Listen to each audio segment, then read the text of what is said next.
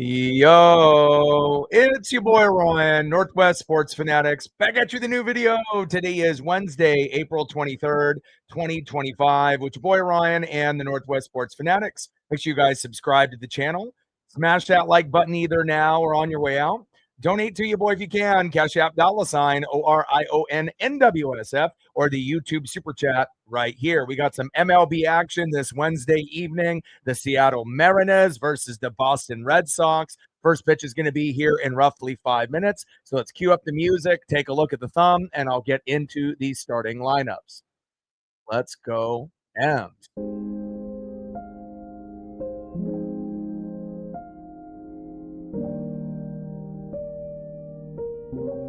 And on the thumb on the left is Julio Rodriguez.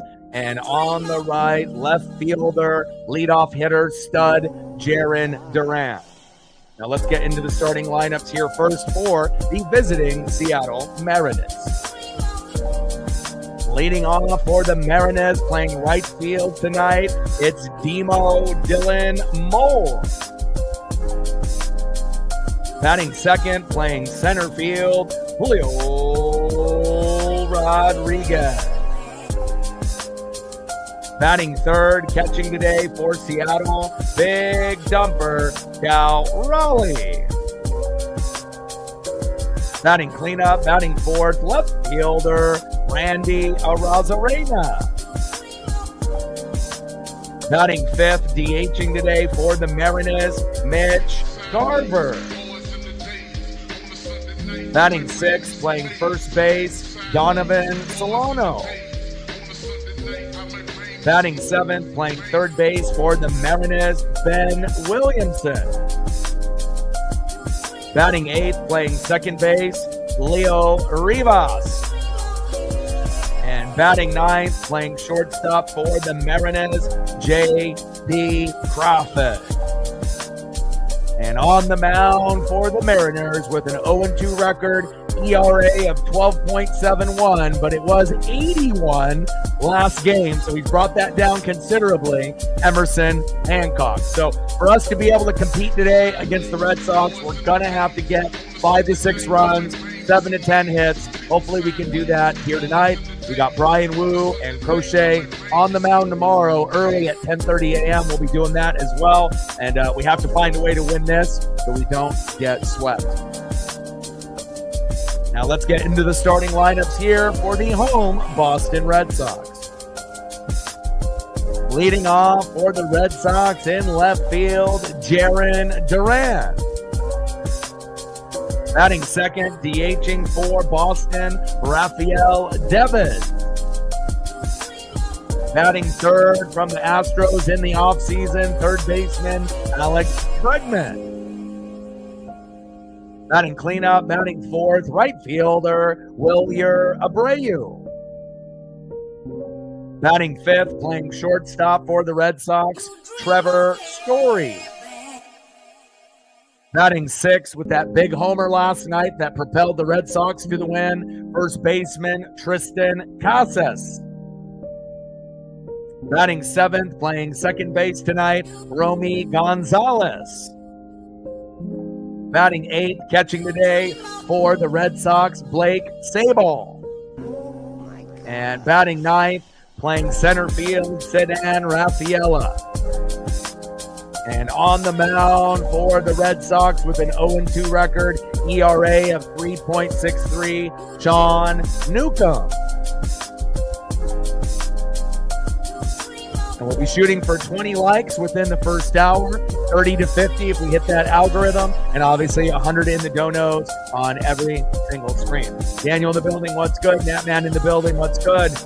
Hopefully this will be a little bit more competitive than it was yesterday. We tried to hang tough for, about half of the game, but, it kind of got away from us. We need, our starting pitching to be able to kind of hold it down.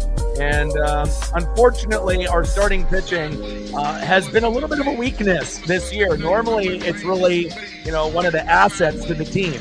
And it seems like the hitting has been a little bit better than last year, but the pitching has gone down a couple notches. So hopefully when George Kirby comes back here in about a week and a half, we can get back on track. But again, we have to find a way to win this game. Because obviously tomorrow with Crochet on the mound, one of the best pitchers in baseball, he got one of our best in Brian Wu. He's number 2 or number 3 out of our starting 5, but could end up being a low-scoring affair. And typically when the Mariners score 1 to 3 runs, we normally don't win. It normally has to be 4, 5 runs, sometimes more, and 7 to 10 hits. We're just not built for a 1-0 win. 2-1, 3-2, 3-1. So hopefully we can get some good action here tonight. Let's go.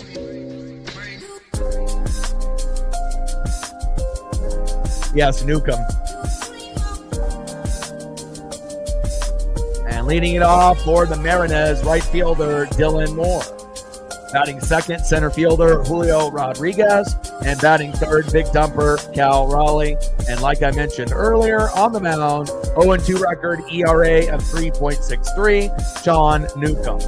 And again, they have a couple newbies in the lineup with Romy Gonzalez, who's not a normal starter, as well as Blake Sabol. And we got Mitch Garver playing DH and Donovan Solano. So something's got to give. And between those two players that normally aren't regular starters, what two guys end up playing better, that could end up being the difference in this particular game. Let's go, baby.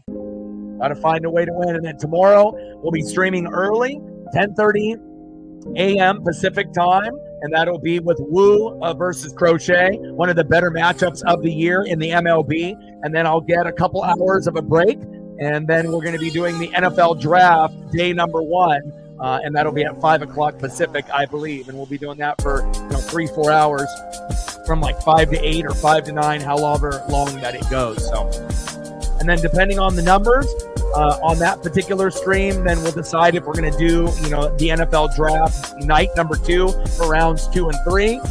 And if we don't end up doing that, we're going to do the Mariners and the Marlins. So it kind of just depends on the results, what we get, tomorrow, once we end up doing 2 streams, and then we'll kind of go from there. But I will be watching the draft all the way through. It just depends on if we're going to do it as a primary for the stream or not.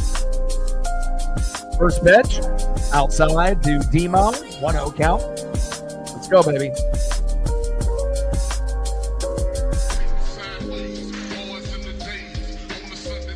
Let's go, Demo. Little slow dribbler.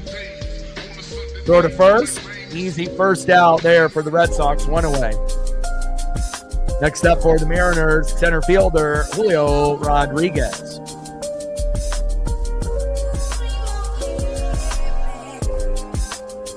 Let's go, M's. Got to find a way to win.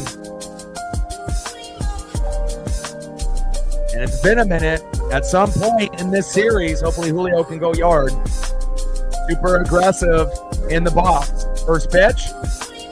And a nice single into right field. And normally I criticize him being so overly aggressive, swinging on that first pitch. But it works out in our favor there. Nice job, Julio. Next up, big dumper, Cal Raleigh.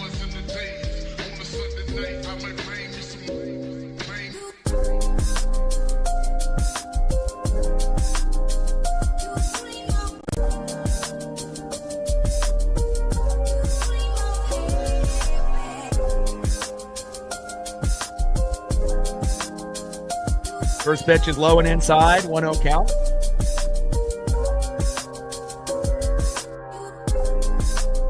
Let's go, big dumper. See if that torpedo bat has fully arrived. We know he's using one for the left at-bats, but for the right-handed at-bats, he's got a different bat until the new one gets custom-made. Pitch is high, 2-0 count. It's going to end up leading to a walk here for Big Dumper. Typically pretty patient, especially if it ends up being 3-0. It's almost an automatic walk. 2-0 pitch. Outside, 3-0 count. This will be a walk. And of course, Cal will have the green light on a 3-0, but he's not dumb enough to waste this at-bat. We need to get runners on, and we need to be able to strike early, and we have to strike quickly. it has to be a game where we get 4 or 5 runs. Otherwise, we run the risk of getting swept. 3-0 pitch outside, and that's a walk, baby. I like that. So we got Cal at first. Julio with a single to right field at second. Next up, Randy Arozarena. Come on, Randy. Trident's up. We need you to step up. Let's go, baby. We need that electricity in the box. Let's go. Griffey loves it. Great start. And obviously the pitchers, aren't the greatest. So we should be able to get a good amount of hits today. Same thing with the Red Sox. They should get a good amount of hits on Emerson Hancock. Randy crushes it towards third base foul with that cutter about 90 miles an hour. 0-1 count. And Randy on base streaks. 19, that's fourth. Schwarber at the top of the board with 30. Let's go, Randy. Runners at first and second in the top of the first. Julio with a base knock to right field on a first pitch, which normally is not a good look for him, but it worked out. Cal with a 4-pitch walk. And now we're up here with Randy Arozarena. Change up there inside. 1 ball and 1 strike to Randy Arozarena. Come on, Randy. We need you, baby. 1-1 pitch. Takes a strike looking. 1 ball and 2 strikes to Randy. Come on, baby. We need you today. Judah in the building. What's good?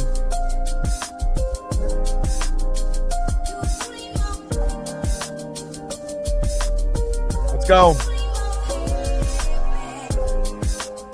1-2 pitch. Fouled back.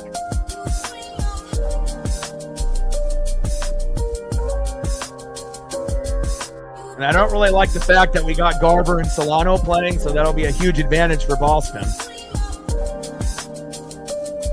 Especially when we have our worst pitcher out of our starting 5, a guy from AAA that's just filling in for Kirby. And that's strike 3. Nice job there by Sean Newcomb. First K for him. Nice job, Sean. 2 away. Down goes Randy. Next up, DHing Mitch Garver. And if we can get anything, and I mean anything, out of Garver or Solano, that could be the difference in the game. And again, they got a couple guys filling in as well. In the 7-hole, Romy Gonzalez, and in the 8-hole, Blake Sabol. Those guys typically don't play. Same thing with Garv, as well as Solano. So we'll see how it ends up turning out. But, if someone was going to get something going, it would be Garver over Solano. Solano is our worst player on the team. Let's go, baby. Takes a strike. 0-1 count. Yeah. Well, also, too, you got to understand Emerson Hancock had an ERA of 81. Now it's down to 12, but, gave up 6 runs in his first start and got sent down to AAA. So we'll see where it goes. Both pitchers are shitty, so we'll see where it goes. And Garver gets a hit right up the middle, baby. Wow. Julio coming home. Yes, sir. And that's what I'm talking about. Mitch Garver, we don't expect anything, and every once in a while he'll do something. There we go. Nice start for the Mariners. 1-0 Seattle. Next up will be Donovan Solano. Good start. But as Judah will tell you, it's not how you start, it's how you finish. We had a solo jack by Polo, and again, we had that 1-0 lead, but Boston's got some great hitters. So again, this is going to be a grinded out type of game, just like tomorrow is going to be as well. It's going to be a long day for me tomorrow. I'm going to have to wake up super early. Wu versus Crochet, 10:30 a.m. Pacific. We're going to do it. And then once that game is done, Solano takes a strike there, 0-1 count. And then I'll get a couple hours of rest. And then we're going to do the NFL draft night number 1. So it should be a fun day, but a long day. Newcomb on the mound, Solano in the box. Second pitch in there should have been strike number 2, but called ball. I'm not sure about that. 1 ball and 1 strike to Donovan Solano.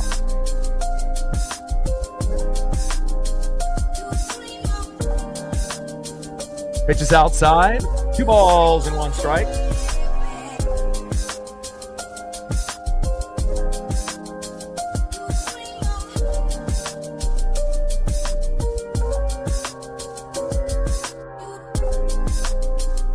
Big swing and a miss. 2 balls and 2 strikes. And like I said, I don't expect anything out of Solano. It's either going to be a strikeout or a very weakly hit grounder for an out. That's kind of his MO. I don't even think I've seen him even get an out past the infield. Everything is just, weakly hit or a strikeout. So definitely the biggest mistake in the offseason for the Mariners, even though he did have a good batting average, about 280 for the Padres, but, just not a good fit with our team.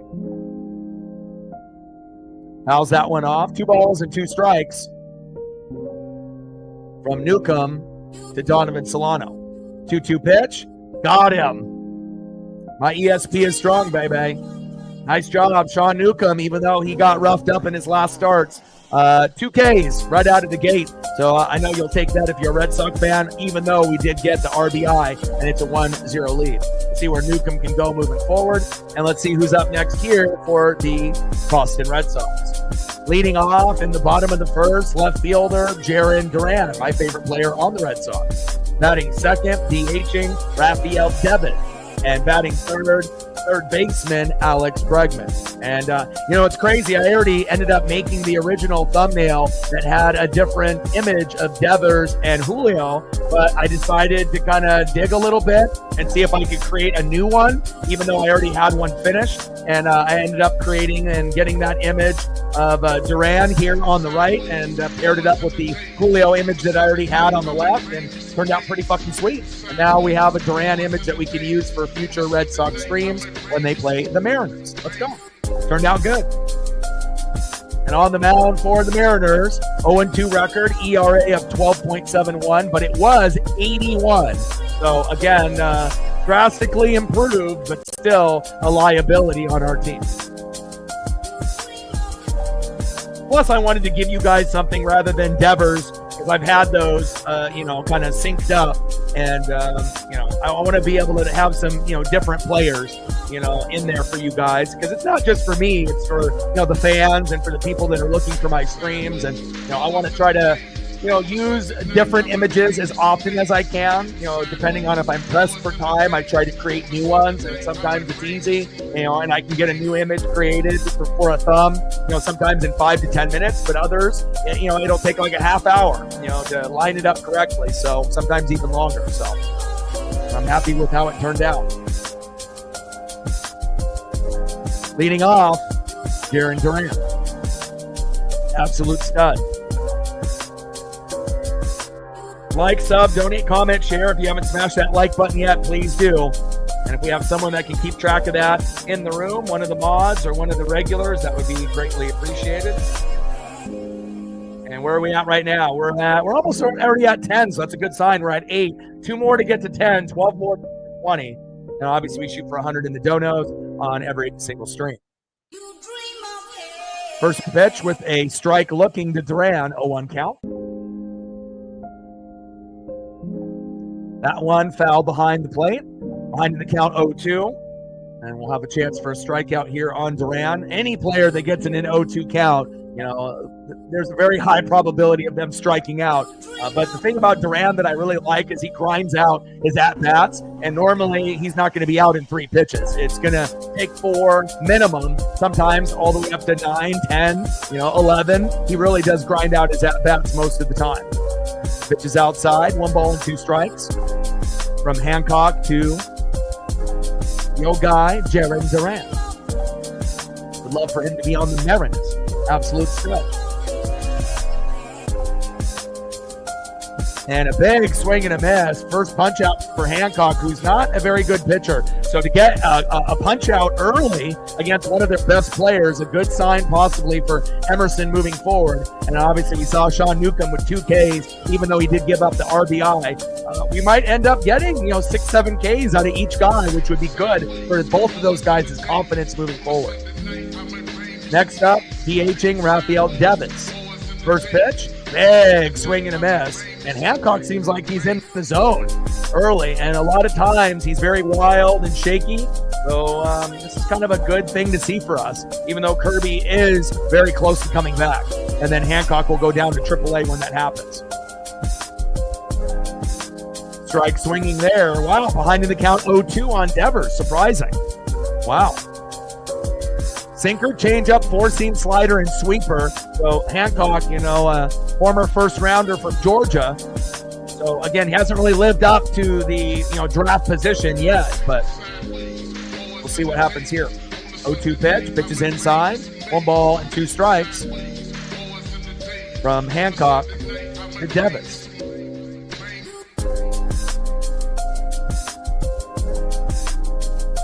Red Sox have been super hot, winning 6 out of their last 7. 1-2 pitch, pitches outside. He's working both sides of the plate, inside and outside there. 2 balls and 2 strikes from Hancock to Devis. Let's go. Let's go, Emerson. We need you, man. We need a good performance. And again, Red Sox need a good performance as well. Big swing and a miss. And the second punch out for Emerson Hancock in the first inning. Let's go. Nice electric start for Emerson. Let's go. Next up in the 3-hole, third baseman Alex Bregman.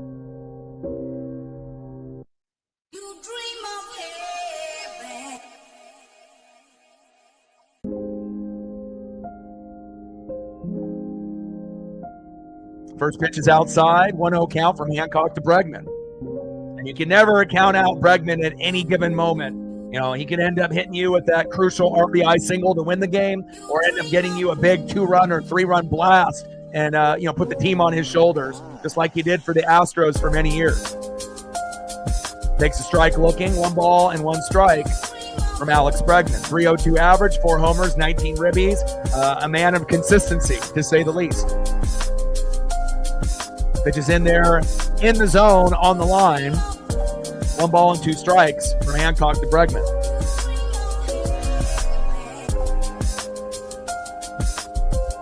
Yeah, Julio went for a first swing on a first pitch, and it actually worked.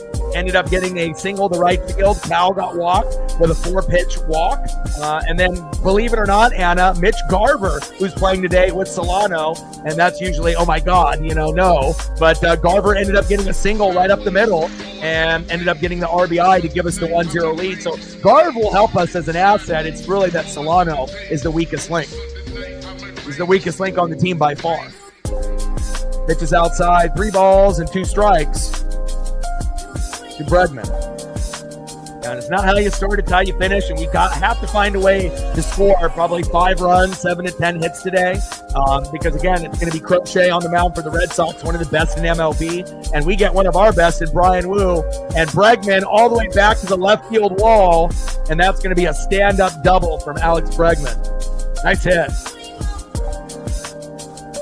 Next up, right fielder Wilyer Abreu, who had a game yesterday against the M's.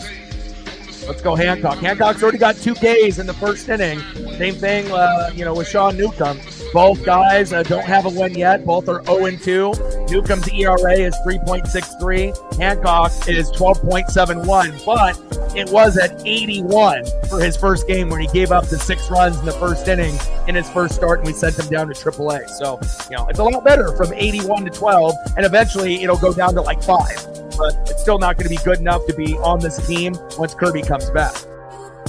Strike looking right in the middle of the zone with the heater. 0-1 count from Hancock to Abreu. Come on, baby. Big swing and a miss behind in the count 0-2. And we've been able to get quite a few batters in an 0-2 count early from Hancock. And, you can tell when he's on, that's typically what happens. But when he's off, it's, you're getting guys hit. He's outside, he's inside, he's walking guys, or he's just giving up base knock after base knock. And then it leads to that big homer, and then he gets pulled. So this is kind of refreshing to see early on. 0-2 pitch, fouled off. Count still 0-2 from Hancock. There to Abreu. Oh my gosh.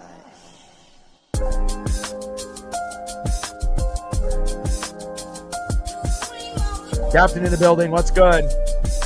We're up 1-0, man. Garv with an RBI. And we got Solano playing, so that'll be a weak link for us. But pitch is high. 1 ball and 2 strikes. Got to find a way. I like our chances today. I really do.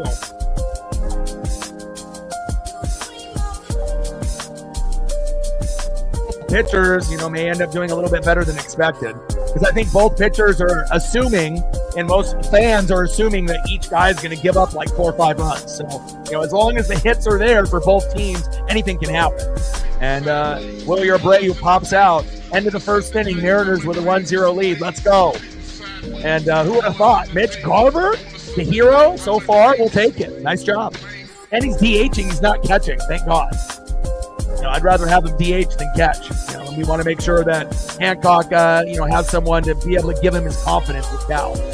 All right, here we go. Next up, here in the top of the second, third baseman stud, Ben Williamson. Absolutely love him, and he should be our everyday third baseman for the rest of the year, unless he needs a day rest like he did yesterday when they put in Miles Mastrobuoni. But Mastrobuoni is quite a bit, lower than Williamson skill-wise, in my opinion.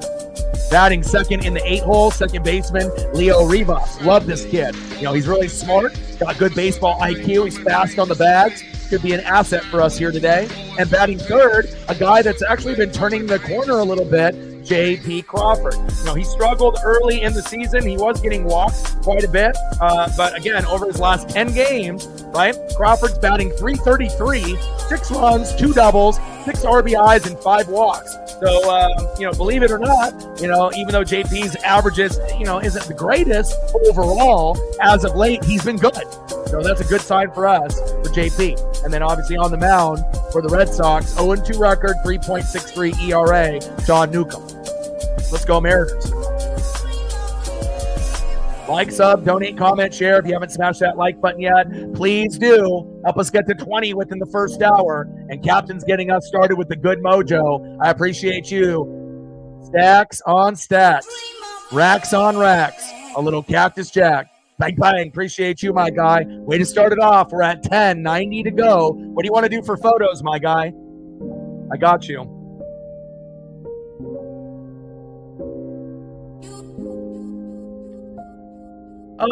Big dumper. I got quite a few. Obviously Logan Gilbert is amazing. I love me, George Kirby. I love Brian Wu. Obviously Bryce Miller and Castillo. They're not my favorites, but I really appreciate that they're on the squad.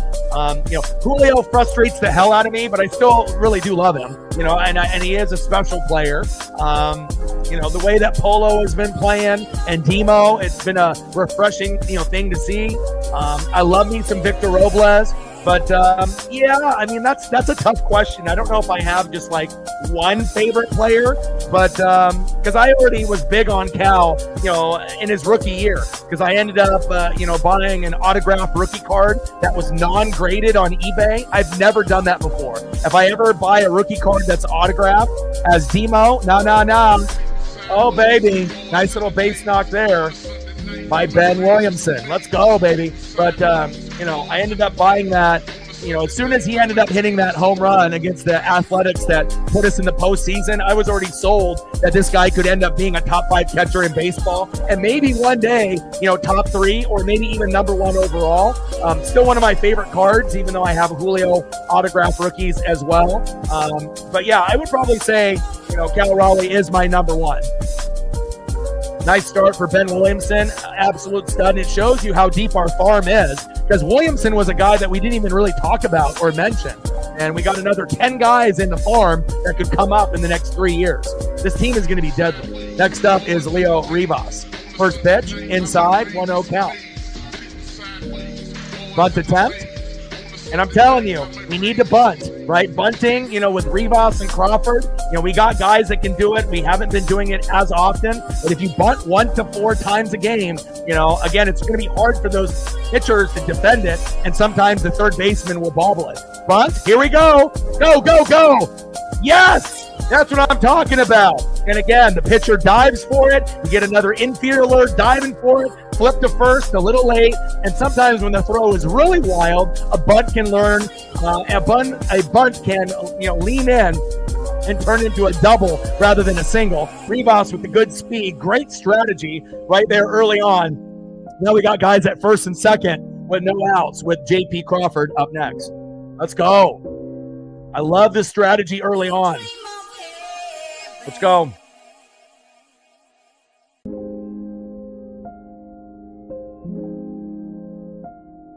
because you got to think how many teams really practice defending the bunt, and the answer is like probably 0. So again, if you know that, and again, if you are good at it or practice it, I mean, if I was the manager, I would have everyone practicing, even the guys at the top of the order, whether it be Robles, but he's hurt, Julio, even though he's not like a bunting type of guy, even Cal Raleigh, I would be, having these guys practice, because you never know when it could come into a situation to help you win, especially if you're in a slump. It could get you back on track. It's just like a shooter, bricking a bunch of threes and then getting a couple layups and a couple jumpers before they get their confidence back. Runners at first and second, 1-0 lead, no outs. Runners at first and second here in the top of the second. Newcomb on the mound, J.P. Crawford in the box. 2-0 pitch, and line drive towards first base, foul. Let's go, baby. And I like the way things are going here. Reflect with a 3-er. I don't think I would go that far, Judah, because again, he's been kind of suspect in some of his, pinch hitting, individuals, like bringing in guard for Polo, but it has worked a couple times, and now he's kept guys in a little too long. But I guess you could say that for any manager, right? Keeping guys in too long, or not having guys in long enough, like Gabe Spire. But I like the way that things are going here and progressing. We need to win this game. This is must win. You guys are playing with house money, Judah and Britt. So for us, losing yesterday, we have to win, because tomorrow, Crochet versus Woo. And we, more than likely, we'll probably lose that game unless the bats come alive and JP with a walk, baby.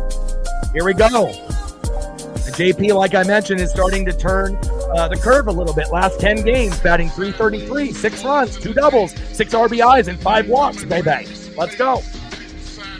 Next up, back at the top of the order, and the only guy that should be leading off, not Julio, Dylan Moore. As long as Robles is out, Demo should be our leadoff hitter permanently. But again, it seems like Wilson likes to kind of rotate different people in that position. Appreciate you with the 3-er. Stacks, racks, with a little cactus stack. Bang, bang. We're at 13, 87 to go. Go, baby. Bases loaded. No outs. Let's go. And you remember one of the last times that we had Demo pitch in there for a strike right there on the line. Ended up having 2 home runs, at the leadoff position. We did lose that game, but, Demo has been an unsung hero and a great utility player for us. Literally can play second, short, third, left field, center, right. Really the only position that they will never play him in is probably first and catcher. And it's great to be able to see him and Polo step up, especially with Robles and Bliss with the injuries. Pitches outside, 1 ball and 2 strikes from Newcomb to Demo. Let's go. Oh my gosh.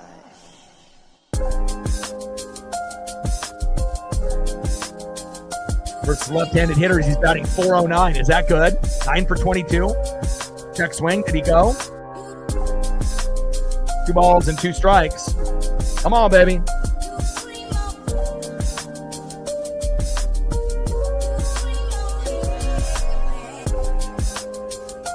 Griffey loves it. Great start, but it's not how you start, it's how you finish. Pitches outside. 3 balls and 2 strikes. Count is full. Come on, baby. And even if we take a walk here, again, get a freebie. Just make it 2-0. I mean, again, obviously getting a big grand salami or RBI would be ideal, but you'll take it any way you can get it. Crushes that one foul. Back-to-back cutters fouled off. And obviously you don't want to sit there and, take a strike 3 looking.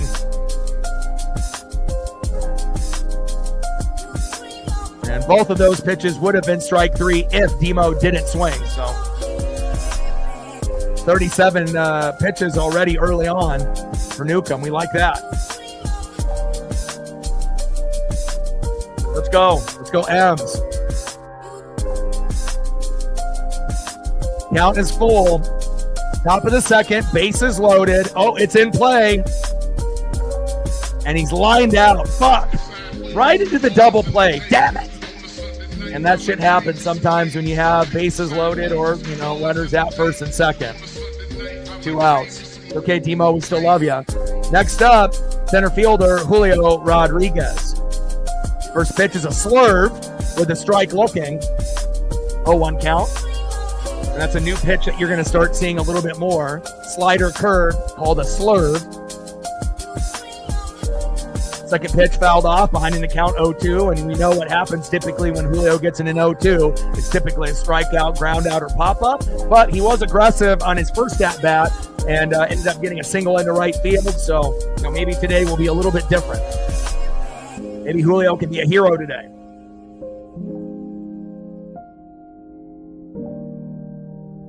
And Julio strikes out. That's how it goes, man. Again, sometimes guys just continue to kind of go down that path. Kind of a squandered opportunity there for the Mariners. We should have had at least one run come over, especially with bases loaded. But again, it doesn't matter if we have bases loaded 2 outs, bases loaded 1 out, or even bases loaded no outs. You would think you'd be able to find a way to manufacture at least one, but unfortunately for the Mariners and for a lot of other teams, sometimes bases loaded no outs, you come up with nothing. Well, at least we have the 1-0 lead, so we have to be positive.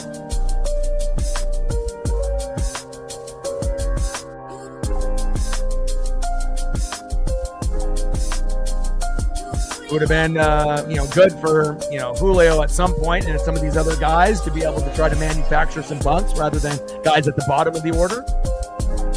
Next up, shortstop, Trevor Story.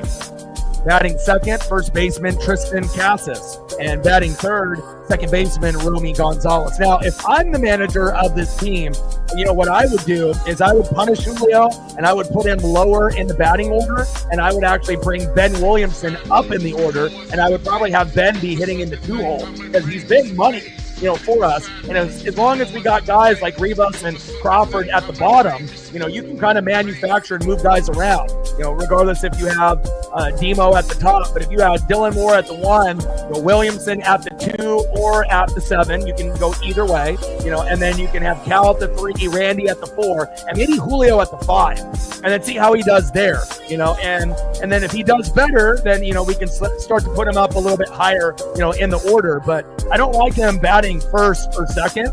And again, I think that you have to look at who's hitting and who's playing well. Now, we also appreciate what Ben brings at the bottom of the order with like a Rivas and a Crawford at the bottom, which is great.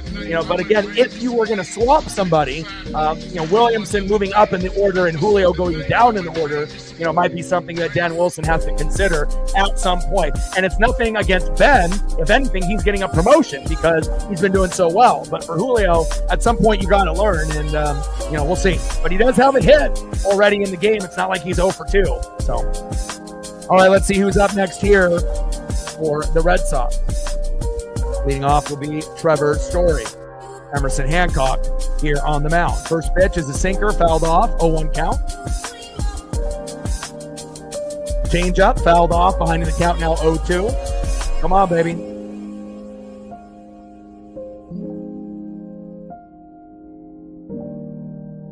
But I don't think any Mariner fan would object, and again, we love having Ben, there. He's our everyday third baseman. Miles Mastroboni has been okay this year, but Ben is better defensively and offensively. And again, I think he's going to be one of those, kind of cornerstone pieces, especially if that's the guy for the rest of the year at third, unless you're giving him a day off and you want to put Mastroboni or Demo there, for like a game. And I think that Polo should be DH for the rest of the year. Don't even attempt to put him at third or second. Just have him hit, and that's it. So that way we don't have to worry about that position at all. It's not like, I know Rowdy Tellez has been a little bit better as of late, but we would feel much better with, obviously Polo at DH. Big swing and a miss. Got him. There we go. And Trevor Story has been struggling. Next up, the hero from last night, first baseman, another guy that's been struggling, but he got out of his funk, Tristan Casas. Hopefully we can get him out here. First pitch, strike looking with the slider, 0-1 count. Come on, Emerson. Second pitch, low and outside. 1 ball and 1 strike from Hancock to Casas. Change up outside. 2 balls and 1 strike from Hancock to Casas. Come on, baby. Let's go, Emerson. Bottom of the second with 1 out, 1-0 Mariners. Let's go. Fouled off with that slider. 2 balls and 2 strikes.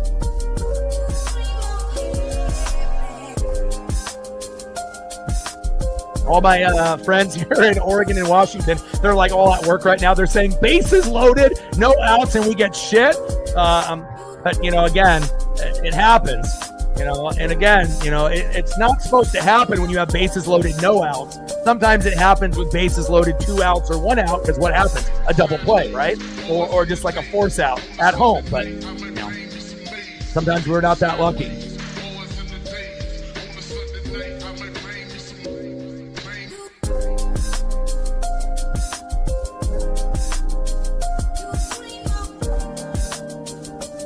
I don't even want Julio at the 4 spot. I mean, but again, 4 spot or 5 spot is good, but you know, I think having Randy hit before Julio would help rather than having Julio hit before. But you know, but you can put Julio pretty much anywhere. Let's be real. You can put him anywhere from 1 through 7. You know, but again, where is he going to be most effective?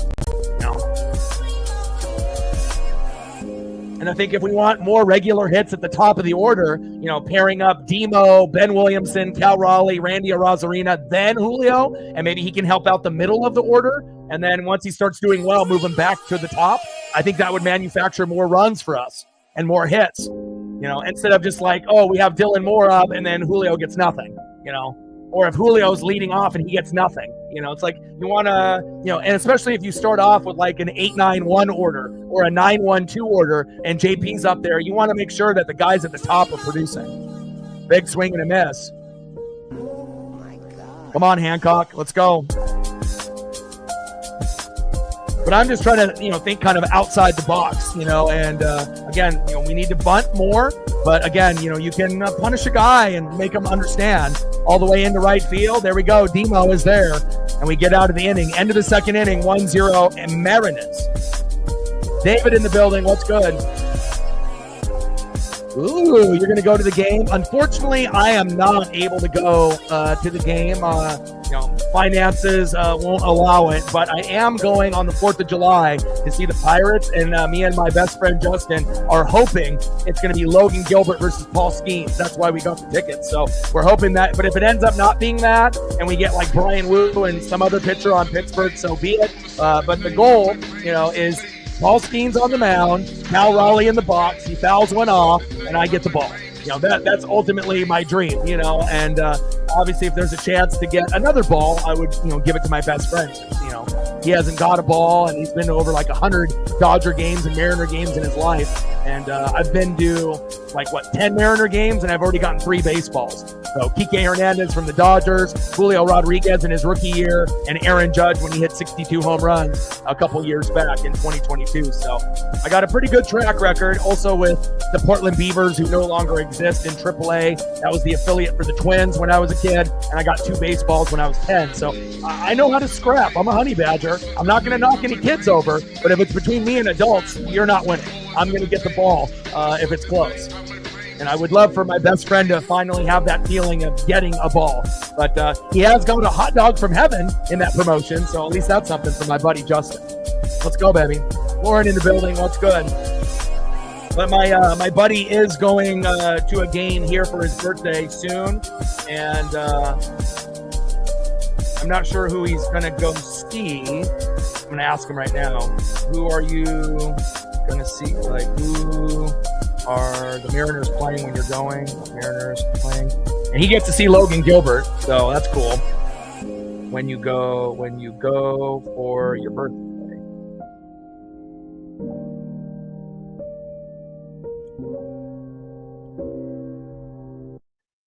Yeah, unfortunately did not put the hot dog. You know, he's hungry, so he definitely ate the hot dog. All right, we got Cal Raleigh up here in the top of the third, takes a strike looking, 0-1 count. And I am not sure if Cal on this road trip, I believe he does not have the torpedo bat yet because he's having it custom made.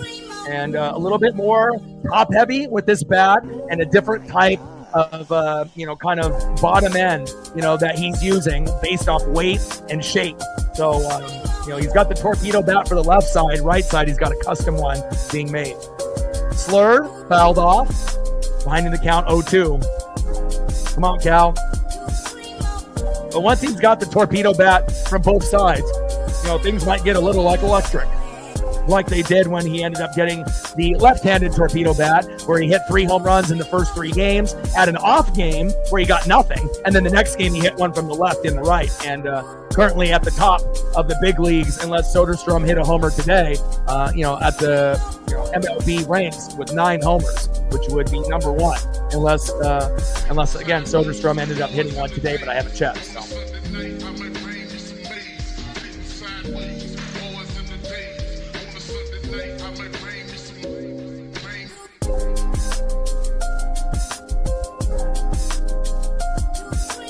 Come on, baby. Yeah, ump is blind. And that's outside for strike 3. Unbelievable. No way in hell that was strike 3. Cal chirps. The ump yells back. Terrible call. Wish we could challenge that. It'd be really nice if we had something in place to challenge. Don't we have that set up in play? Not even close. He framed it nicely, but there's no way in hell that was strike 3.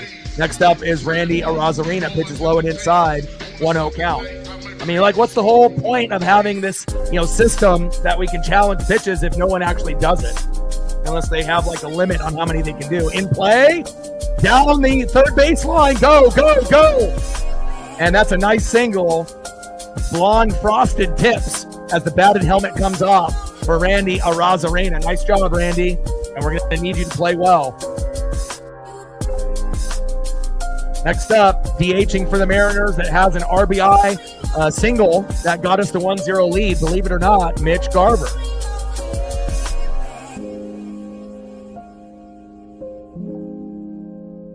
Yeah, and I was being sarcastic. Obviously, I know we have the ABS, but let's be honest, out of all the baseball games that we've watched, how often do we actually see it? I've seen it used more in spring training than I actually have in games. And I try to watch a lot of games, not just the Mariners. It's barely being used. What's the point of having it if no one's even using it?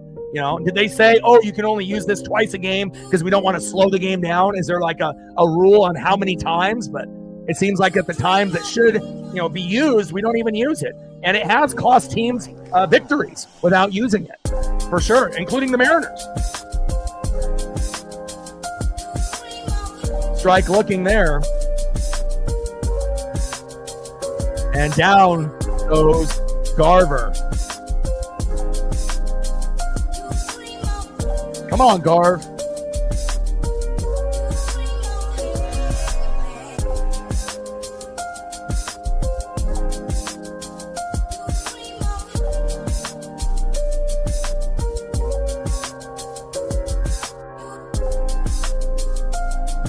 Come on, Garv.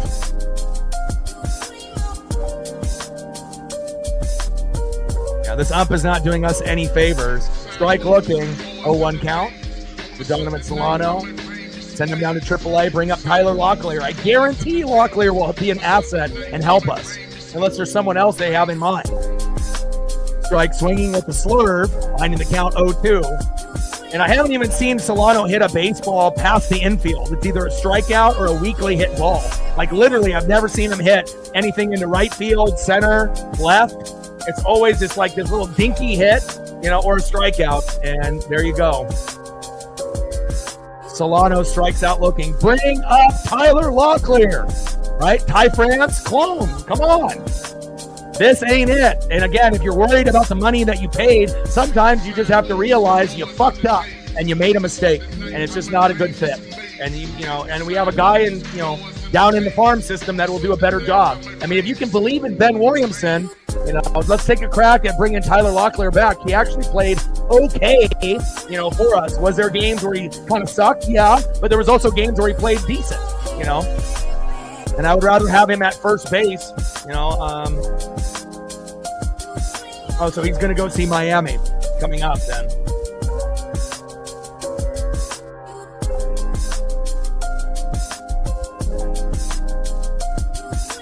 So I believe he's seeing him on Saturday? Saturday or Sunday.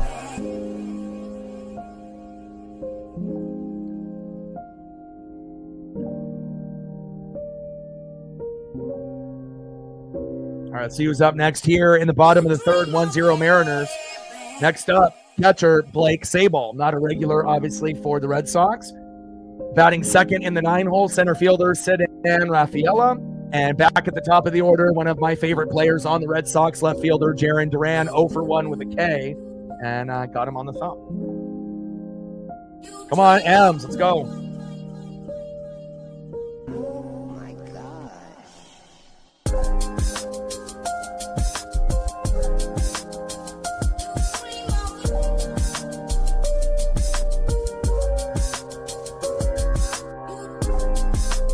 Yeah, so my friend, for his birthday, he's going to go on Friday to see Logan Gilbert, so I'm excited about that.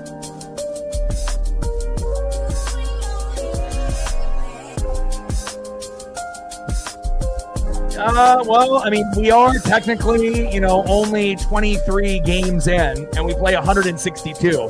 And the reason he's still on the team is because they paid him a shitload of money. And that was the same thing that we bitched and moaned about Garver and Polo last year when they both sucked, right? What are we doing? The money would have been much better spent, if we would have went for bullpen guys. But now, in year number 2 with those guys, Polo is our savior, right? Demo has gotten better, and Garver, even though he's like Tellez and Solano and he's one of the bottom 3 guys, right? Solano is by far the worst. At least Guard and some of these others have actually, been an asset a little bit. Maybe not a lot, but Solano hasn't done anything. And I don't really think he's that good of a defensive first baseman either. I wouldn't really want him in the order, but it's, at this point it's money. But at some point, obviously his confidence is shaken, and hopefully we can send him down to AAA and bring up Tyler Locklear, and we can just kind of cut our losses there. That would be smarter for us. But it's money. Everything is, political. You know that, right? A lot of times it's, based on the owner or the GM, and, you paid a lot of money, and so they want to be able to kind of stretch it out. And I would assume that we're going to probably give them, 50 games before they make a move. I would, prefer that to be like, 30 games or like today. But, I would assume they're going to give them at least a third of the season. And then maybe if we're lucky, they'll send him down. There's just no point of having him on the bench if he's not an asset defensively or offensively when we got a guy like Tyler Locklear, who we brought up last year, and he had some moments. So I try to be. One away. Next up is Cedric Rafaela. First pitch, a little dribbler. Flip. There we go. 2 away. That's what I'm talking about. Let's go, baby.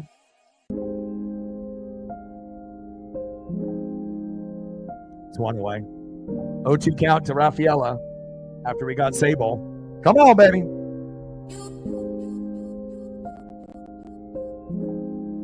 Bottom of the third, 1-0 Mariners. 1 out. Oh my God. And an 0-2 count in play to Rafaela. And that's lined out to right to Demo. Ooh, baby, I like that. 2 away.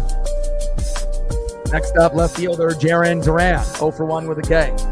Hancock has actually been doing pretty fucking good, considering his ERA was 81, right? Gave up 6 runs in his first start early in the year, and we said, see ya! Went to AAA, probably lost a little confidence and swagger, came back up, and obviously hasn't won a start yet. Kirby is almost ready, we hope. And again, much better in these last couple starts. What a catch by fucking Demo in right field.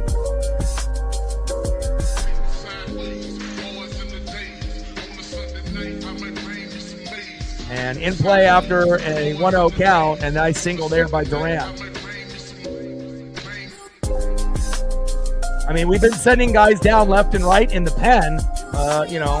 We should do the same thing, for our players as well, especially when he's not an everyday player. We have to try to make this team better, and we got the #1 farm system in MLB. So there's a plethora of talent now. Yes, a lot of them aren't ready yet, but they said that about Ben Williamson. Looks fucking ready to me. So again, sometimes you got to take the leap, and maybe a guy you think is still maybe a year away, take a chance. It can't get any worse, especially when you got guys like Solano taking up a roster spot. I mean, unless you think batting under 100 is good. We had Tellez batting under 100 as well, .050, until he turned into the Canadian killer and ended up getting a couple big homers against the Blue Jays. So, sometimes you got to pull the trigger, baby. You feel me? Next up, DHing Rafael Devers. Bottom of the third, 1-0 Mariners. Takes a strike looking, 0-1 count. Four-seam fastball outside. 1 ball and 1 strike to Devers. Let's go. Come on, baby. I don't think anybody anticipated that this game would be 1-0 with these two pitchers. We thought, this is going to be a pretty high-scoring affair, but Newcomb and Hancock actually have been. I think both of them are 0-2.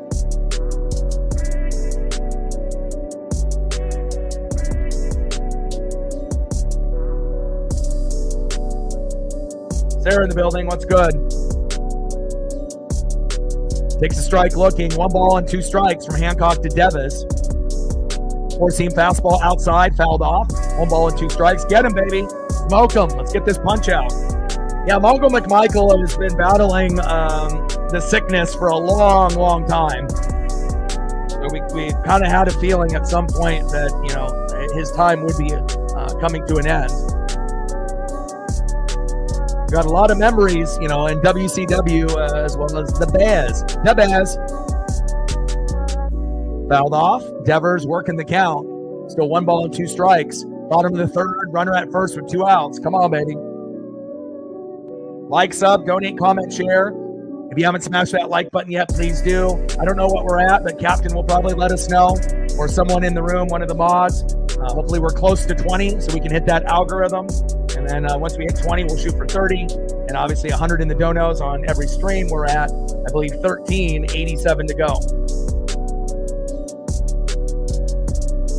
And again, tomorrow is going to be a long day. 10:30 a.m. Roughly at that time. Stolen base by Duran. The second, we're going to do the Woo versus Crochet matchup at 10:30 to 1:30. I'll have a couple hours with a break where I can relax and take a nice walk with Paisley, enjoy the sun, and then we'll do the NFL draft, which will be 3 or 4 hours, night number 1, round number 1 at 5 o'clock Pacific. I believe that's when it starts. So 6 likes to 20. We got a lot of people in the room. Only half of y'all have smashed that like button so far. Please help us out. Four-seam fastball outside. Count now is full. 3 balls and 2 strikes. Let's get to that 20 number. Takes 1 second to smash that like button. And that's strike 3. There we go. Nice job by Hancock to get Devers. And Emerson looks like the first rounder today. Nice job. Down goes Devers. Let's see who's up next here for the Mariners in the top of the 4th. Got to win this game. Must win. Next up for the Mariners, third baseman, one of my favorite up-and-coming studs. 1 for 1. He can defend. He can hit. Ben Williamson. Batting second baseman, 1 for 1 with a bunt. And getting on base, my guy, Leo Rivas. And batting third, shortstop, J.P. Crawford. 0 for 0 with the walk, with the base on ball. I like the end of the order. 7, 8, 9. It's looking quite good. Let's go.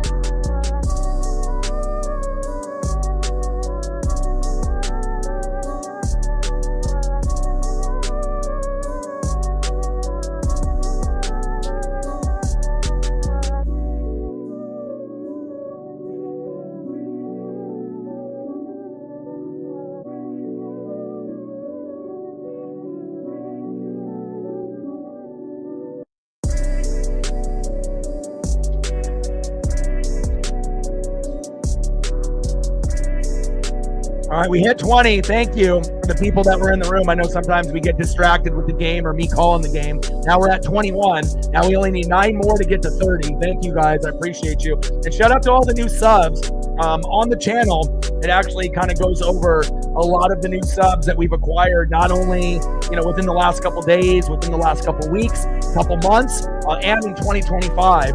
And I've been able to get some new information on that through YouTube itself. So thank you to every single person that has liked, subbed, commented, donated, any type of form of positivity on this channel. I really appreciate you. We got a long ways to go. to kind of hit the end of the road, and I'm going to be doing this for the rest of my life. And again, 13 years, 9 years on YouTube. Next year will be 14 years of recording, 10 on YouTube next year. And again, I plan on doing this for many, many, many years. And, you know, we're above that 20,000 mark, but I definitely have, you know, much higher goals, so to speak. So, and I know that as long as I'm consistent and I work hard, you know, we're going to get there. Top of the fourth, 1-0 Mariners.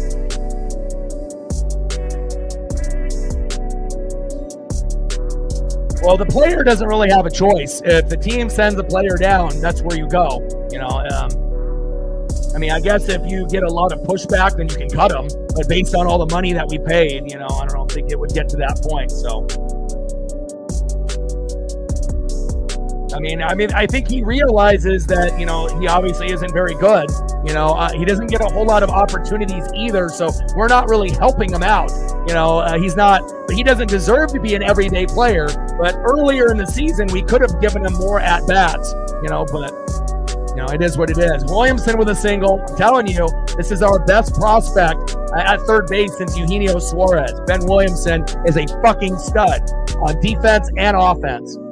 Let's go. Nice job, Big Ben. Next up, second baseman Leo Rivas. But Tyler Locklear would be much better for us at first, and a guy that would be able to hit, you know, probably somewhere between 200 and 250. I don't think he would be a, you know, 300-plus hitter, but somewhere in 200, 250 probably. You know, get a few homers, few RBIs. Ben is awesome. I mean, he's the best prospect that we've brought up in years. You know, ever since we started off in 2022 with Cal and Julio and Kirby and Gilbert, if you look at all the guys that we have brought up and down, to me, he's the best one. And that's saying a lot. So,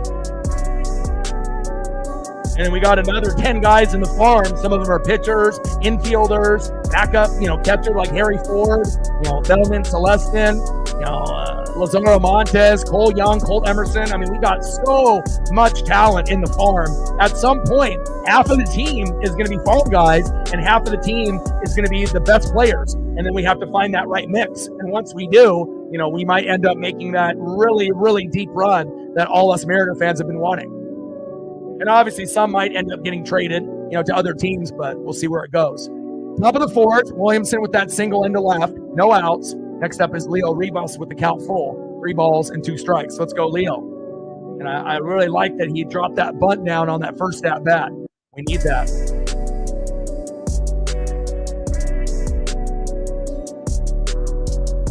You know, but it's all about consistency. Williamson is a natural third baseman, and he's played that like his whole life, rather than just platooning different guys like Polanco, Demo, Masterboni. It's nice to have a guy that's like, I'm comfortable here. I played this, you know, since Little League. I'm good. You know, just give me a shot. And obviously his bat has been better than expected. We brought him up really defensively, and that's what we're talking about. Rivas, and a single for Rivas. Woo! Let's go. I'm telling you. This bottom end of the order, you know, 7, 8, and 9, we're cooking right here. Let's go, baby. Next up is J.P. Crawford. Runners at first and second. Let's not get bases loaded and not get anything again. We got to be able to get some runs manufactured here. Let's go.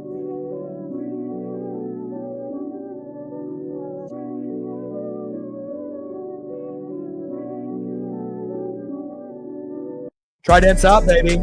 Let's go. You know, it's really crazy.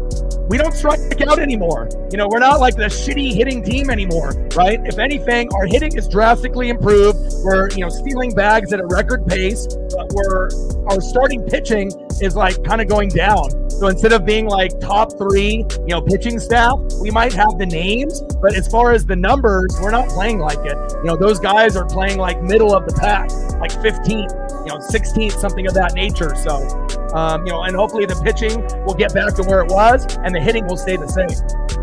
Eli coming in the building. Always, brother. I appreciate you. Stacks, Racks with a little cactus jack. Bang, bang. Let me know what you want to do for any kind of photos. Same thing with Reflect and Captain as well. Appreciate you. Always, dude. I work 7 days a week, no days off. And some days I'll do 2 streams like tomorrow. We're doing the NFL draft at 5.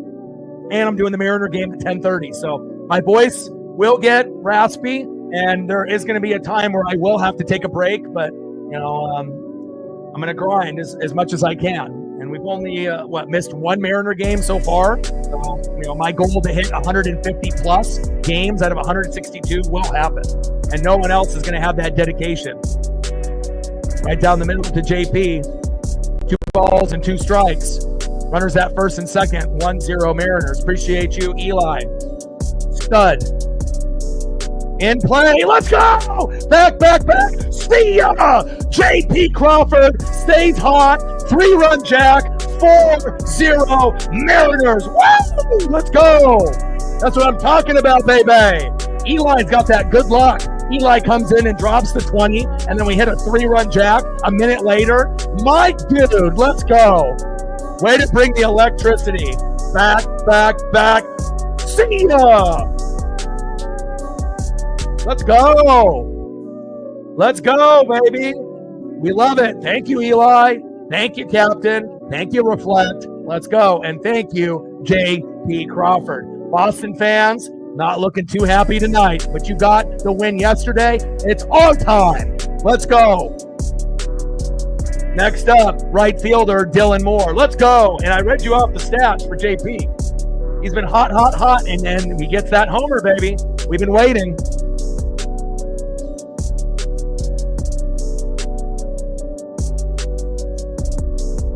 Let's go, baby. Pitches outside to Demo. Let's go. 3 balls and 1 strike from Newcomb to Demo.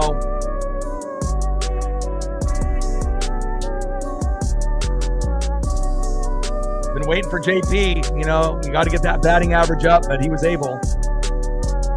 Strike looking. 3 balls and 1 strike from Newcomb to Demo. Okay, out. In play, grounded out to the shortstop, 1 away. But over the last 10 games, not including that 3-run jack, right? JP Crawford is hitting .333, 6 runs, 2 doubles, 6 RBIs, 5 walks, and getting on base on a .436 clip, slugging .394, OPS of .830, which for a guy in a 9-hole is incredible, right? Obviously, wasn't really having a great batting average early on, but was finding himself, bunting, walks, hit by pitch, and now he's feeling very comfortable in that 9-hole, and it shows. Let's go. Julio in play, grounded out, 2 away. Wish Julio would be a little bit more patient, but that's just the hitter that he is. Next up, big dumper, Cal Raleigh, 0 for 1 with a base on ball and a K. Let's go, big dumper. Hell yeah, baby.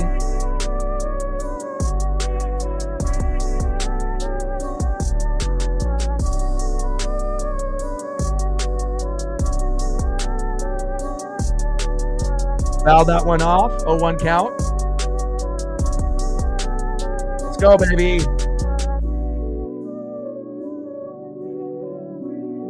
Trident's up, baby.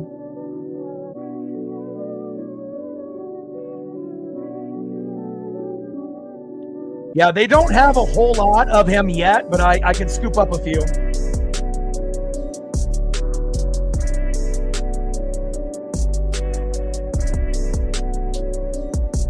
Let's go.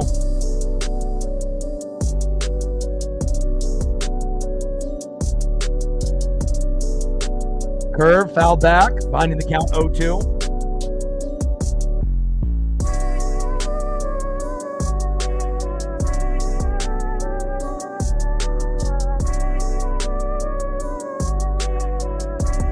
And that's in play. And flied out. That's all right, though. That 3-run jack will hold us over. 4-0 Mariners, baby. It's exactly what we needed. Good outing by Hancock and a smorgasbord of hitting, from a number of different guys. Let's go.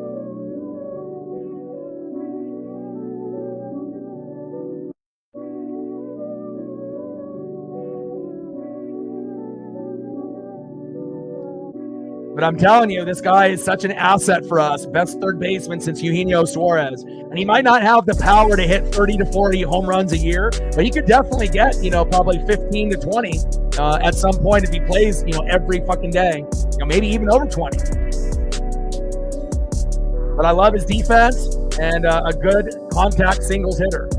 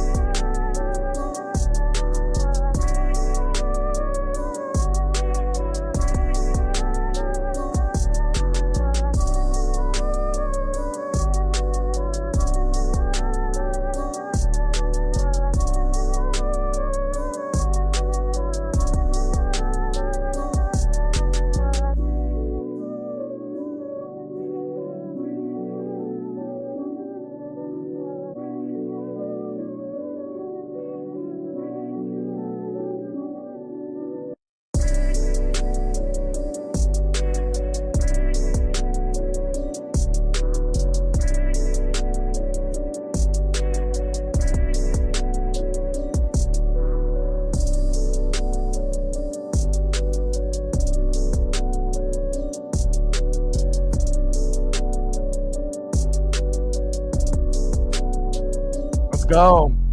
They don't got too many yet. They'll have a lot more as he continues to play and make more and more plays, baby.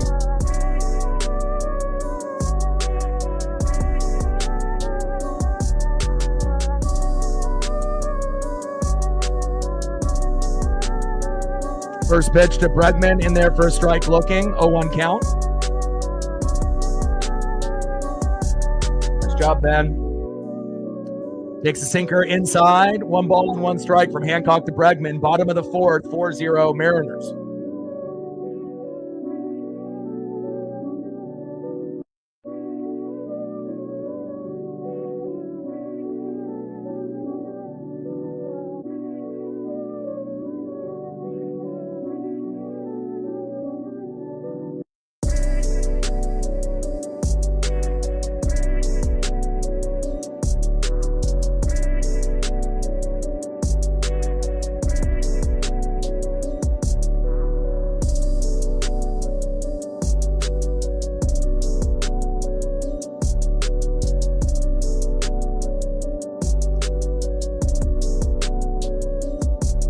Pitch in there for a strike. 1 ball and 2 strikes. To Alex Bregman. Let's go, baby. Hancock has been doing great, and the bats are coming alive. Great sign.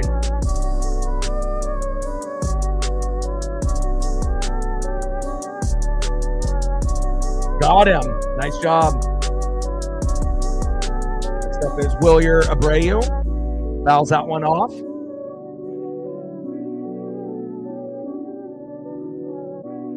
And a quick second out there on Abreu. Nice. Here we go. 2 away. Next up, shortstop, Trevor Story, 0 for 1 with a K. Let's go. We are wheeling and dealing. Let's go.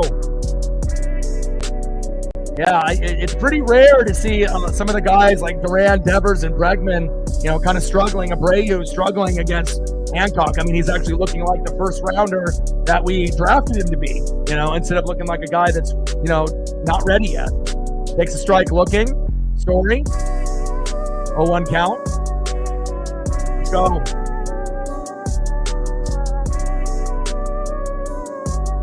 Trident's up.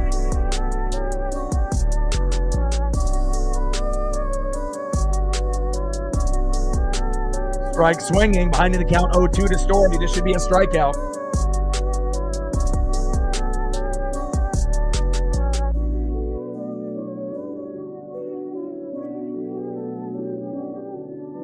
We could still get our ass kicked tomorrow, though, Captain. Crochet is one of the best. He'll be a Cy Young candidate. And, even though we got Brian Wu, we don't know what Wu is going to show up. But if the bats, come alive, we're going to have a shot.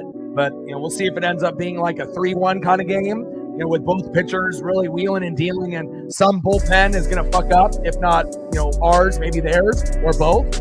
Or we might be able to rough up the guys early, and they both exit, before the 6th inning, and then it might be like a 4-2 kind of game. I'm not really sure what we're going to get out of Wu and Crochet, but those guys are pretty solid when they're on. We'll just have to see if they're on tomorrow. Pitch is outside to Story. 2 balls and 2 strikes.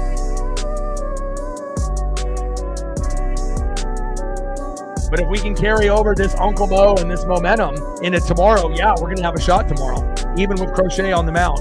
But we're going to, we might not get a whole lot of hits on him. We might have to wait, till the 6th, 7th, 8th, and 9th to go on that little sprint. But if we're lucky, we might get 1 or 2 runs on him, between the first 5 innings. And that is a walk on Story. Can't walk Story. Come on now.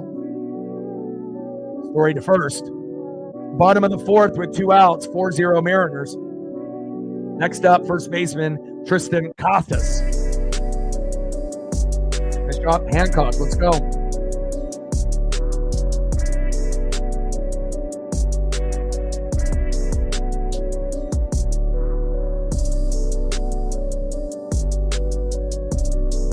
Why would you predict 20 innings? I got to do the NFL draft tomorrow. You want me to die?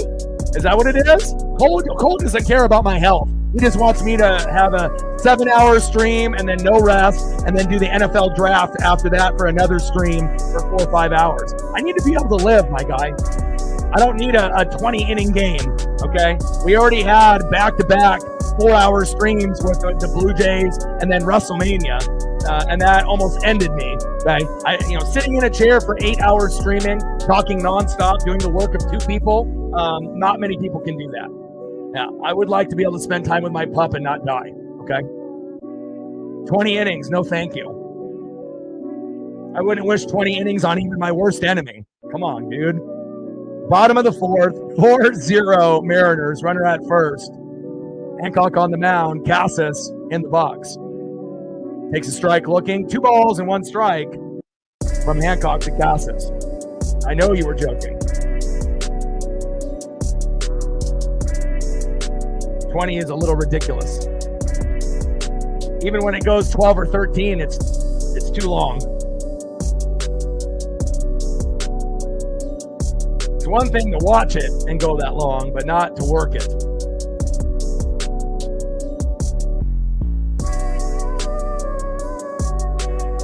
Pitch is outside. 3 balls and 1 strike from Hancock to Casas.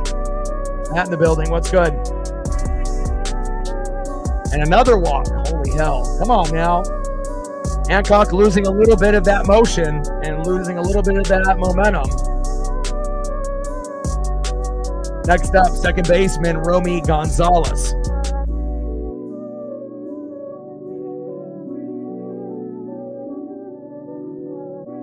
I'm doing pretty good. I mean, I'm working 7 days a week, losing my voice, but I'm doing the best that I can. How are you doing? We lost yesterday, which was a bummer, but at least we're up right now. Game's not over yet, but we'll see how it goes. And again, hopefully Wu will be the good Wu tomorrow against Crochet.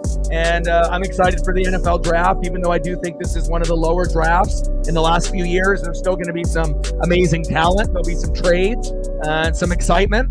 And then obviously based on what we do numbers-wise on night number 1 for the draft, that will determine if I do the draft on Friday for night number 2, rounds 2 and 3, or I'll do the Mariners and the Marlins. So depending on what we get for likes, subs, views, donos, then that'll determine if we do Mariners or if we do draft, round number 2 and 3 on Friday. But I will be watching both at the same time. So bottom of the 4th, runners at first and second with 2 outs. Romy Gonzalez takes a strike looking in the zone, 0-1 count. Come on, Emerson. Let's go, baby. Get that ERA down to like 5. And Romy Gonzalez in the box, in play. And Gonzalez single to right. Story scored. Casas to second. Fuck. It's not like Romy plays that often. Next up is Blake Sabol. So we want Hancock to go at least 5. I mean, preferably 6. But I mean, thank God we had a 4-0 lead.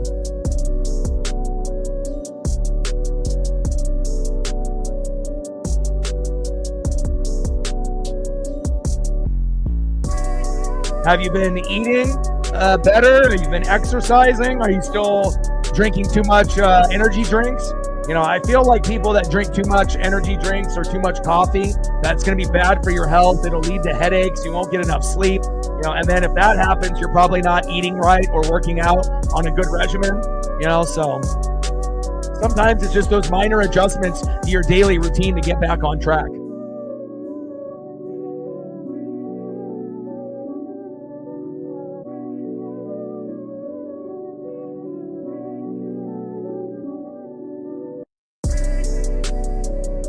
And we're still a few, months away from college football for the Oregon Ducks, but definitely keeping up on everything Oregon that is brewing here in the 503.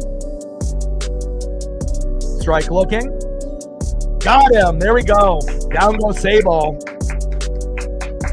Strike looking. Fouled off the pitch. Strike looking. Bang. There you go. Way to get out of the inning. I knew we're not going to shut out the Red Sox, but, you know, I guess you just really weren't expecting kind of the bottom of the order to be the guy that ended up getting the RBI, but our bottom of the order is doing well.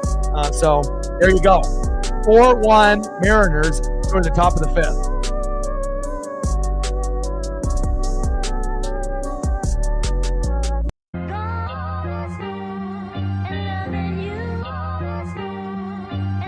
Next up for the Mariners in the top of the fifth, 1 for 2 in a K, left fielder Randy Arozarena.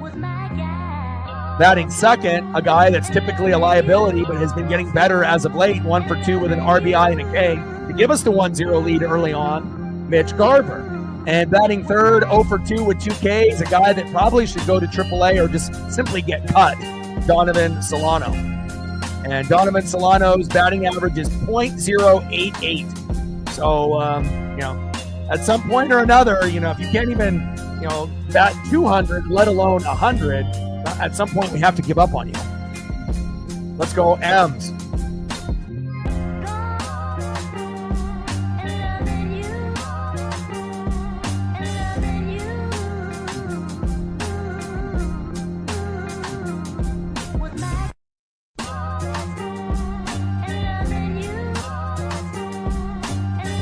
Yeah, I don't know. For me, I like to be able to get myself involved in many, many things, not just sports.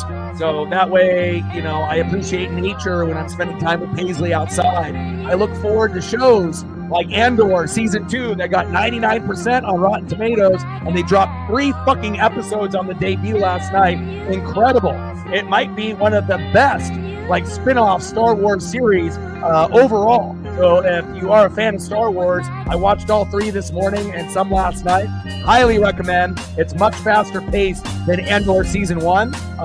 Very good. And there's, a few other shows that will be coming out pretty soon as well. And I feel like, if you're a routine-oriented person or you're a person that goes through ups and downs with depression and anxiety, you got to be able to have a good routine, stick to it.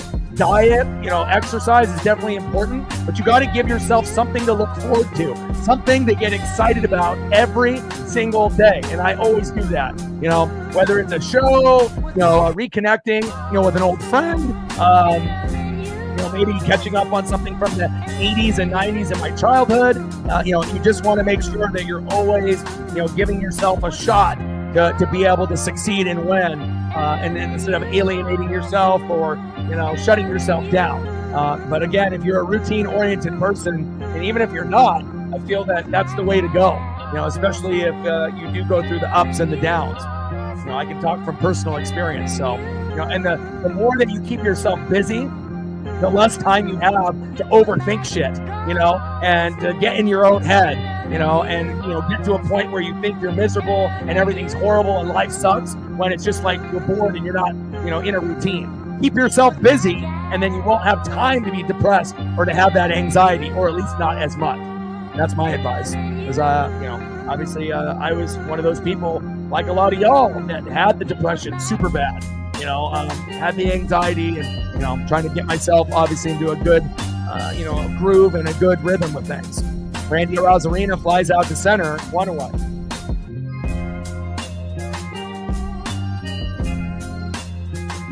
Yeah, me too. Like I said, losing the weight, eating better, spending time with pets, if you have a dog or a cat, it really does change, you as a person. I feel so much more gratitude and I feel so much more appreciation for the outdoors by spending an hour and a half to 2 hours every day with my pup. If I didn't have my pup, I wouldn't be able to reconnect with the trees and the birds and the streams and all the places that me and her go on adventures. And I really appreciate her for saving me. Garv takes a strike looking now. 1 ball and 1 strike from Newcomb to Garver. I'm never going to bullshit anybody on this channel. I'm always going to keep it 100. And again, we're a family here, so.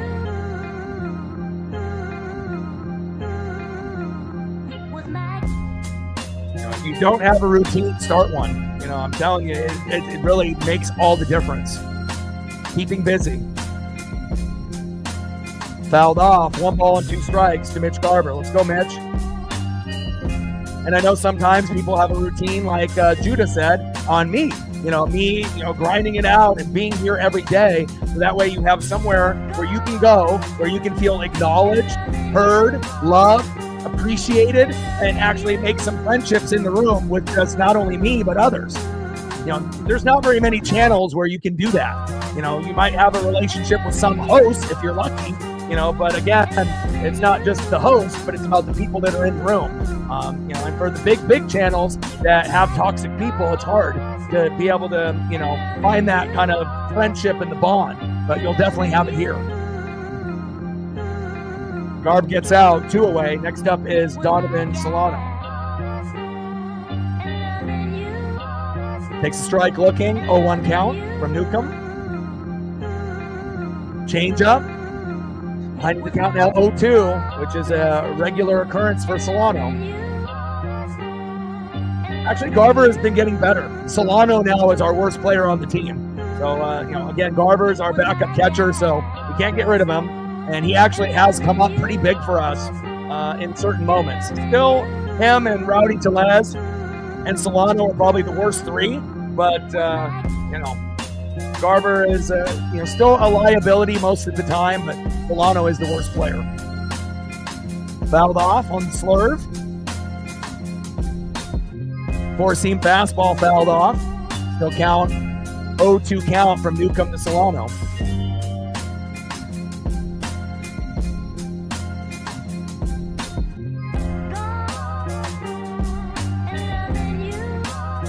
Fouled off with the curve. At least Solano is working this at-bat. 4-1 Mariners here at the top of the 5th. And some people need medication. That is true. Some people need fucking therapy, like a professional. And then, and sometimes people don't need necessarily maybe professional therapy, but they just need somewhere positive to be, and I can be that, that type of therapy for a lot of people, including myself, because I do get excited to be able to have conversations, with not only the regulars and the OGs and the mods, but for people that I don't get a chance to see that often, Like my goal is to be able to make a difference, for not only myself, but for others, and creating a legacy here on this channel that's different from a lot of other streamers.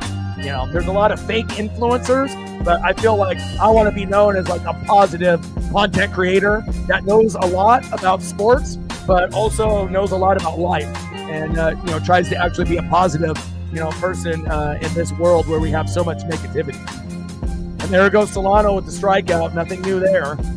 And we have still the 4-1 lead. Let's see who's up next here for the Boston Red Sox. Next up for the Red Sox, 0-1 center fielder Ceddanne Rafaela. Batting second, 1-for-2 with a K, left fielder Jaron Durant. And batting third, 0-for-2 with 2 Ks, DHing Rafael Devers. Let's go.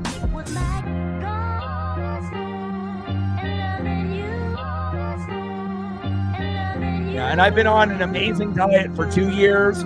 I'm exercising an hour and a half every single day, 7 days a week for 2 years. I've lost 90 pounds. I feel like this is the best that I've looked and felt in my life. I'm walking 5 miles a day, every day, no excuses. I even had shin splints, in both of my fucking legs, and I still walked. And that was when I was at the old place.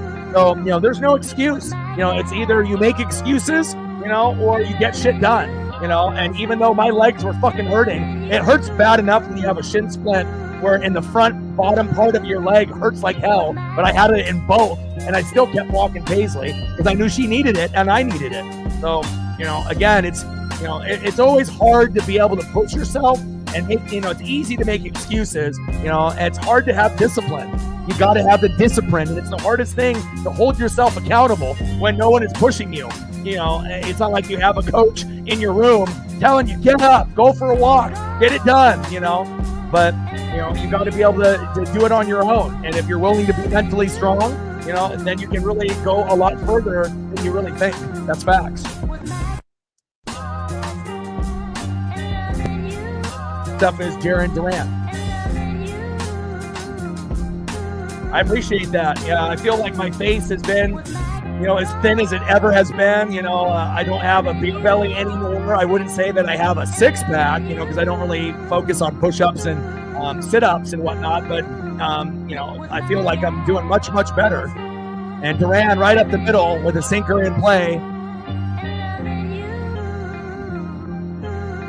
Okay.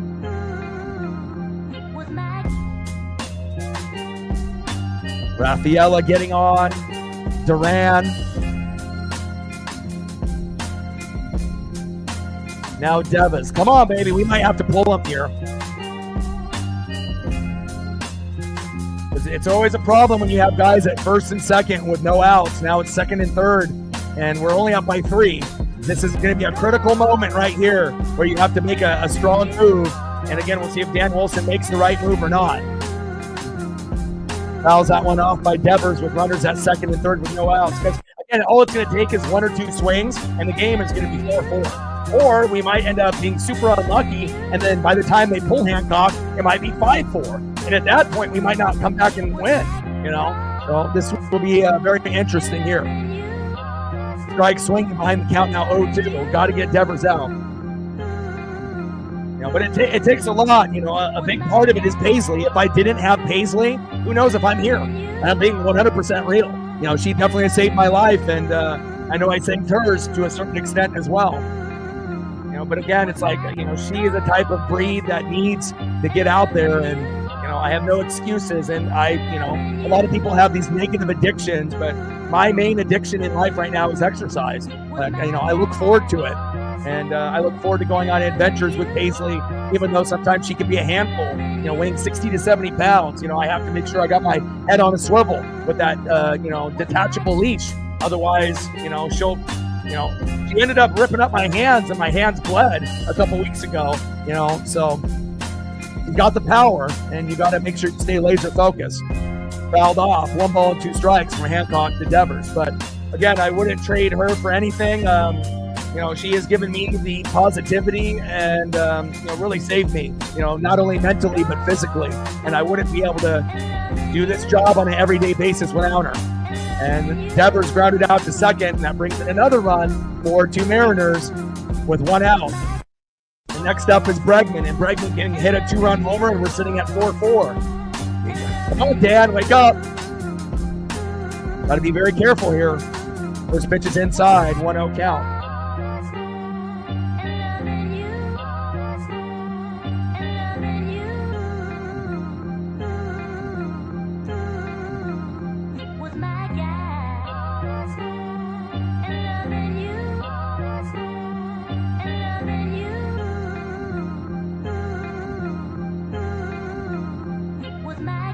In play and grounded out to third, 2 away. Thank God.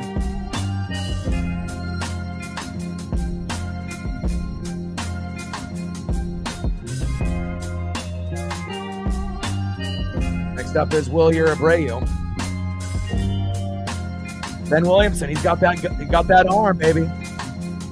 Laser. Oh, good choice. And a slow dribbler. Slide out to left. There we go. We get out of the inning, only giving up 1. Thank God.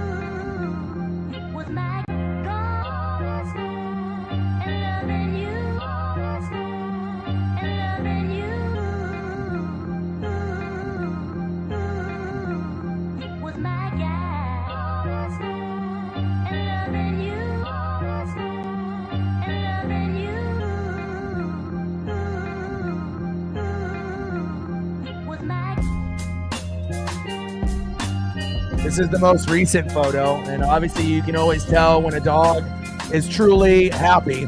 You know, she's always going to have the big smile when I take her to get her nails trimmed and dremeled. You know, that gets done by a professional in the back. And then I end up washing her myself because I don't want anyone, you know, washing her. And, you know, they usually have a couple shampoos out there. I see most people just using one. I get my money's worth if it's going to cost me 35 to 40 bucks a month. I mean, I wash her three washes, you know, one shampoo and another shampoo and then another one. But again, she's always going to be extremely happy. And again, I feel like all her photos really reflect that. So let's see what other photos I can find here. I got to open up my Instagram.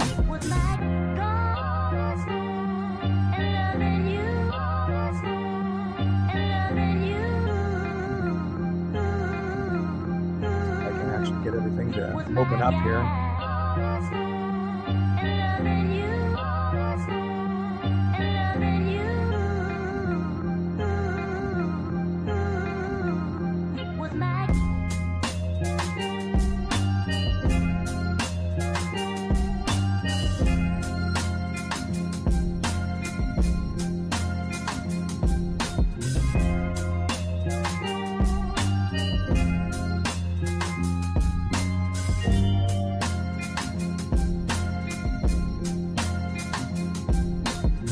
Letting me grab some of the Instagram photos, unfortunately. I'd have to send them. Hold on.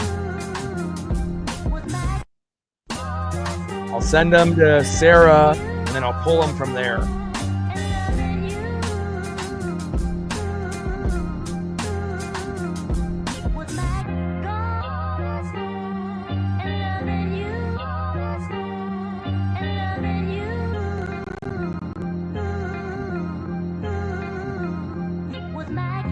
Top of the 6, 4-2 Mariners. And it'll take a moment here since pulling it from the Instagram. They were kind of making it difficult there. Let me see if I can get that to send.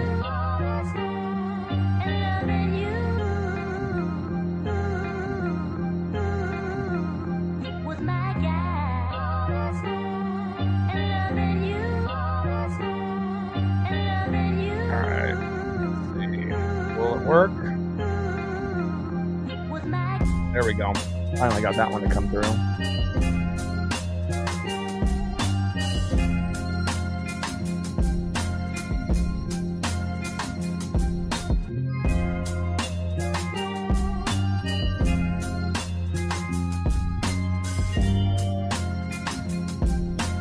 Top of the 6, 4-2 Mariners. Next up is Ben Williamson. Let's go, Ben. Count now is full. 3 balls and 2 strikes. The Big Ben in play. And grounded out to the shortstop, 1 away. But that's the last one that I ended up taking. As you can see, beautiful as ever. 3 years old. You know, and I, you know, again, it's like my daughter. And then that was from the previous, you know, trip, obviously, to the groomer there. You know, she's always going to have that type of look on her face for sure, 100%. Next up is Leo Rivas.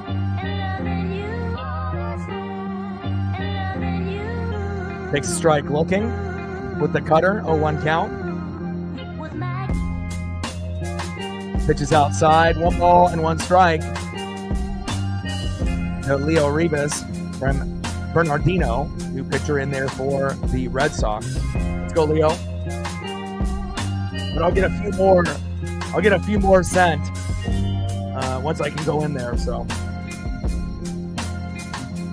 but like I said, I've never been married. I don't have any kids. So, you know, she's pretty much, you know, my daughter, and you know, she probably gets 500 kisses a day, probably 500 I love yous a day. You know, I always tell her that she's my soul dog, and you know that she means everything to me, and she really does. You know, like I said, I've never had this connection with a dog before, and she saved my life. I know I saved hers, because if she was living with my ex, he probably would be really overweight, sick, not loved, not paid attention to, ignored, and that would have broke my heart, and I would have been fucking miserable, and I probably wouldn't be at the numbers that I am, and I probably wouldn't be streaming as often without her. So, everything ended up working out. I was always the one that, took her for walks and, took her to, get groomed, and, everything ended up working out. So, and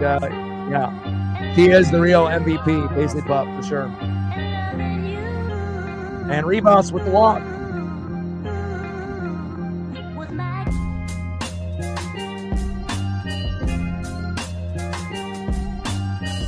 Sarah with a 7. Appreciate you.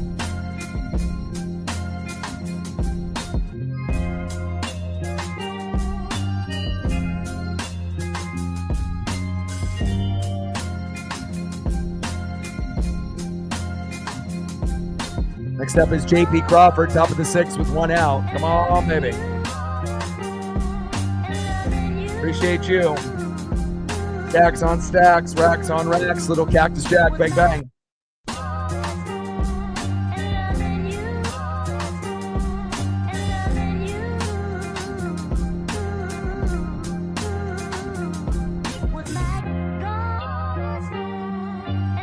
Takes a strike looking there with the sinker, 0-1 count. 4-2 Mariners, top of the 6 with 1 out. And I like what we're getting from the bottom of the order out of Big Ben Williamson, Leo Rivas, and JP Crawford. Sometimes it's, a liability, and those guys end up being kind of the reason why you lose a game. But in the Mariners, team, this is someone that really is helping us win. And JP flies out to left, 2 away. Next up is Dylan Moore.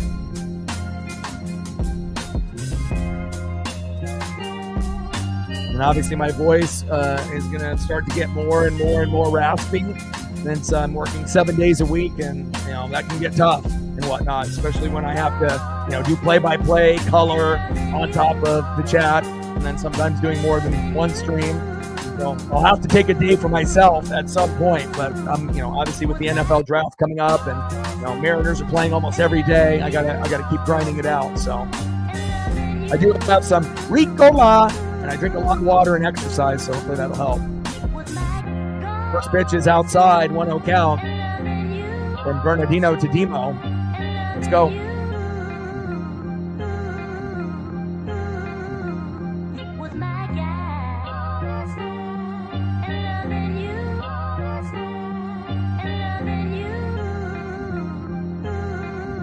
Yeah, Leo's 2 for 2 so far. And obviously getting on early with the bunt was great. Hopefully we see that again.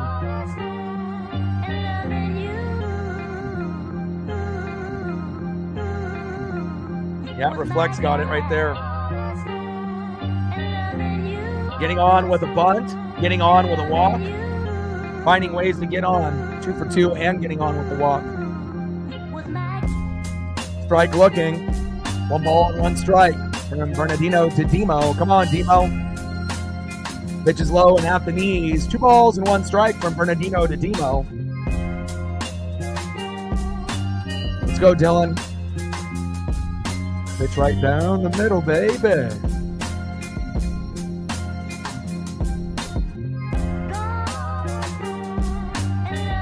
Let's see if I can get a few more photos for Eli as well.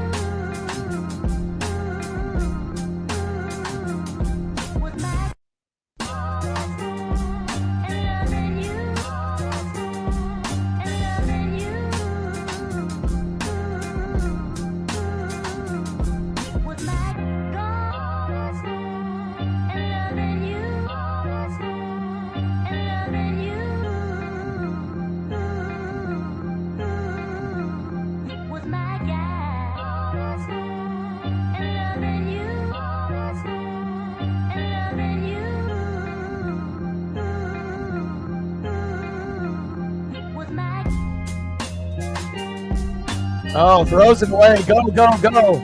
Go, go, go. Go, baby, go. Are they going to give us that? 5-2 Mariners. And obviously, if you end up having a wild throw to first, and then it goes under the tarp, crazy stuff can happen there.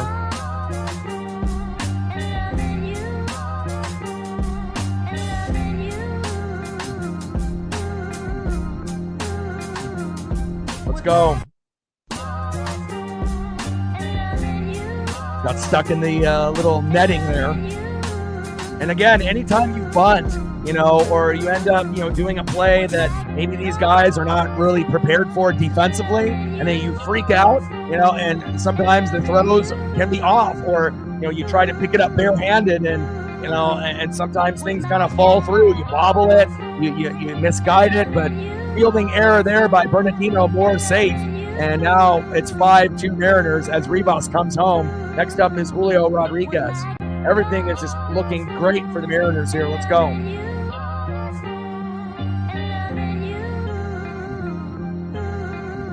I got another photo I sent to Sarah that I'll pull up. And you can see Paisley is built like a muscular brick house. But again, we walk 5 miles a day. So 2 balls and 2 strikes from Bernardino to Julio. Come on, Julio. You're batting 196. Let's get it above 200. 1 for 3 with a single in the first in the run. Come on, J-Rod.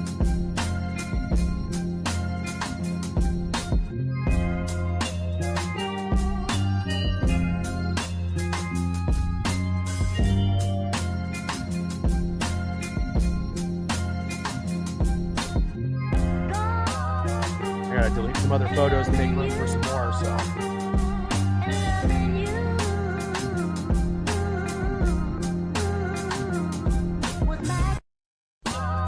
Rodriguez single to left. Timo scored. Let's go. 6-2 Mariners. Woo! Let's go.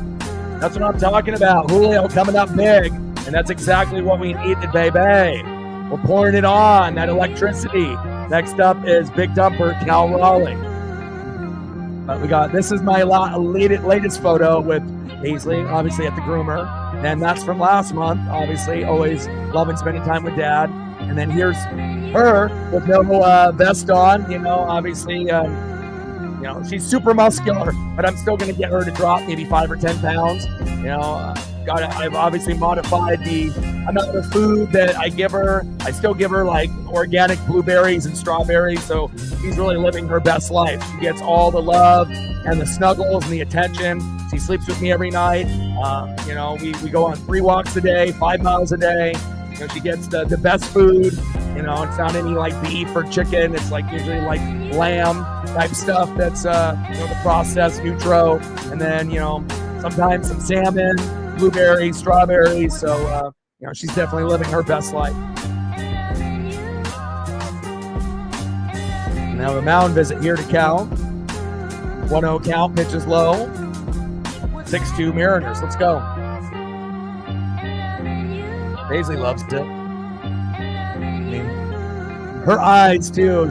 She has like the most beautiful,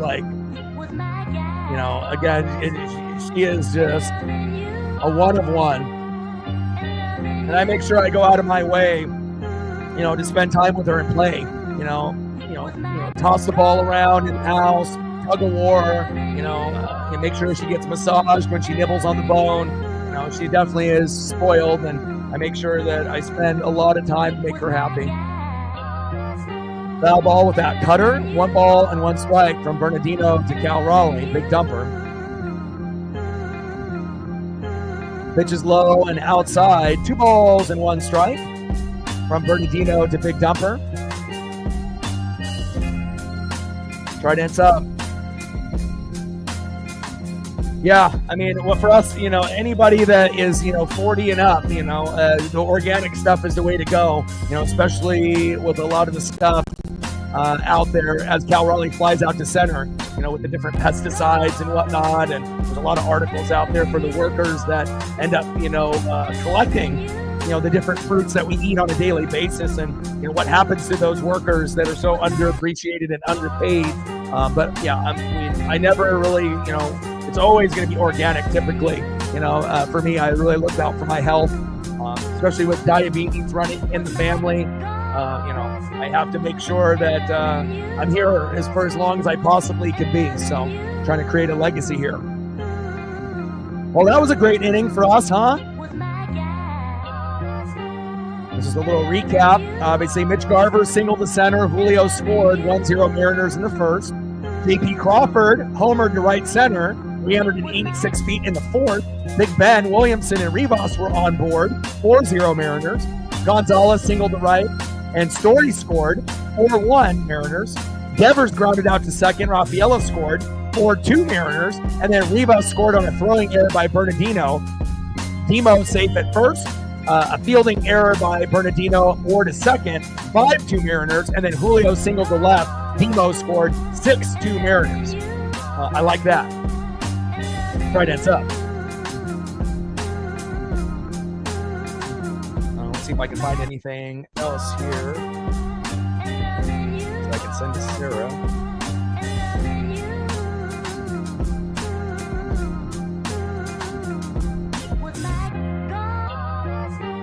But I'm going to show you a couple photos. You know, if you ever are thinking that you can't lose weight and, you know, it's not going to be something that you can do, it's too much hard work. I'm going to show you a couple of, you know, photos of what Paisley looked like from back. And I've done this before, but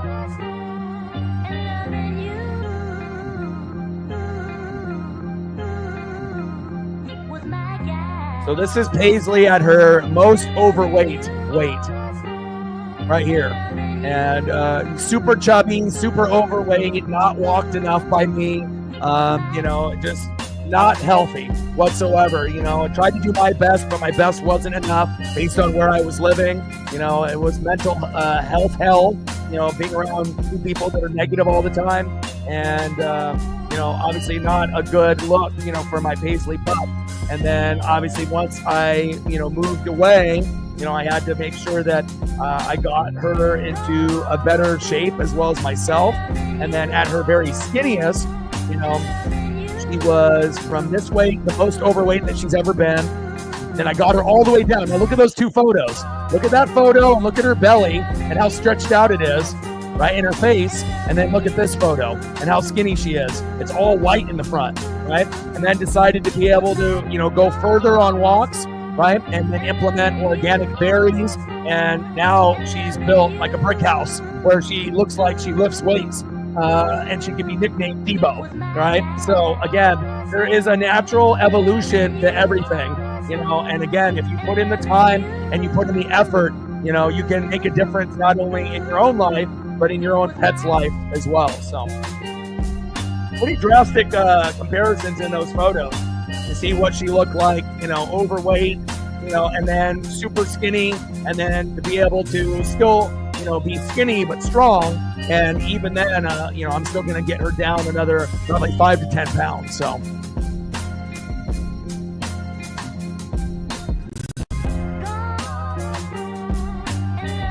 Emerson Hancock still out there. Next up is Romy Gonzalez. After getting Story and Casas out. First pitch is a sinker. Outside, 1-0 count. 6-2 Mariners in the bottom of the sixth.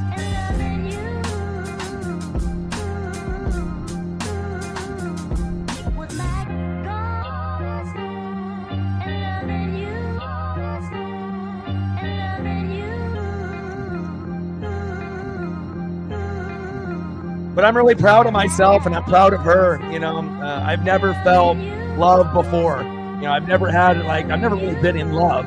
You know, I've never really, you know, felt like that way ever. You know, and I know I'm not the only one. You know, there's been other people that, you know, maybe you end up having a cat or a dog, and, you know, you feel more universal, unconditional love, you know, there than you have from any human. You know, and you know, one day, you know, will I end up getting married and have kids? It's possible, you know, but again, I'm okay with who I am and where I am in life. You know, of course, I feel like I would be a great dad to a daughter or a son, you know, and I would be a great partner, but it's, you know, just not in the cards, you know, for me, you know, at where I'm at in my life right now. But I am super proud to be a dog father and, you know, to give Paisley Pup the best life that I can give. And, you know, whatever happens, happens. As long as I'm taking care of her, you know, to the utmost of my ability, and I grind it out for my dreams here and spend time with you guys, you know, that is enough to, you know, fulfill my life at this very moment. So my life is jam-packed. and busy. So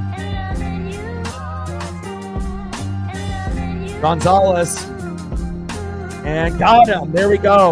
Let's go to the top of the 7th and see who's up next for the Mariners. But again, pretty wild to see, and we've all been like this. We've all looked like Paisley at some point or another, where we took care of our bodies, and maybe in the past and other times we let ourselves go, eating too much fast food, not exercising, and again, if you work hard, you can go from that to this, and then from this, to this, and again, even at this point, I'm going to get her down, probably another 5 to 10 pounds, where she's still going to look jacked and yoked, but, just a little bit thinner for, health-wise. So.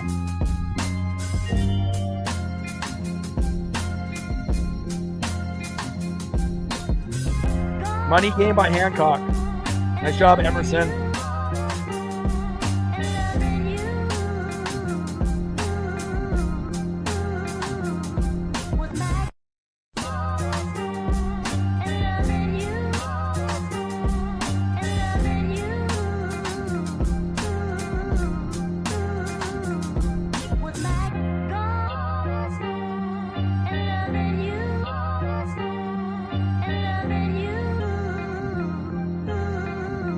But I'm sending a photo, and this is when I got the Aaron Judge ball.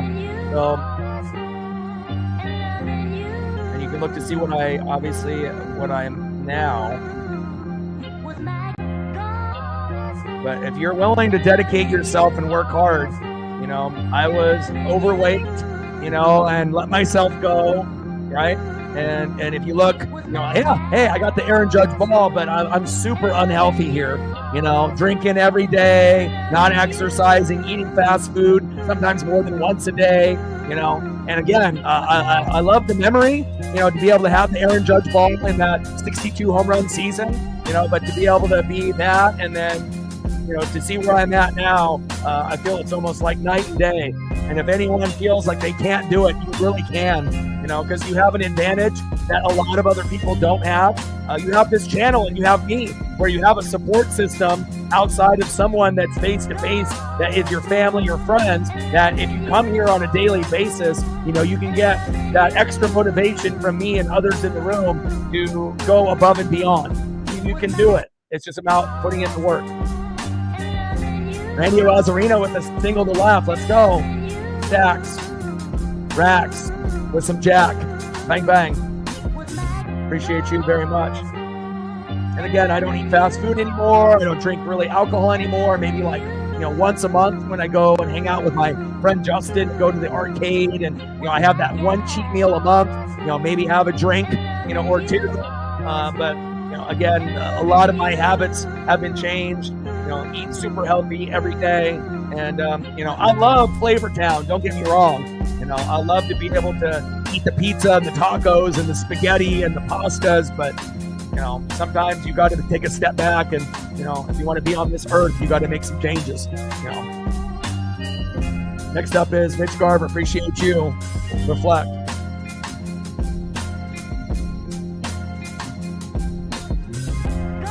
Four-seam fastball inside, 1-0 count to Mitch Garver. Next pitch, way outside, 2-0 count to Mitch. Maybe we can get a walk here. Let's go, baby.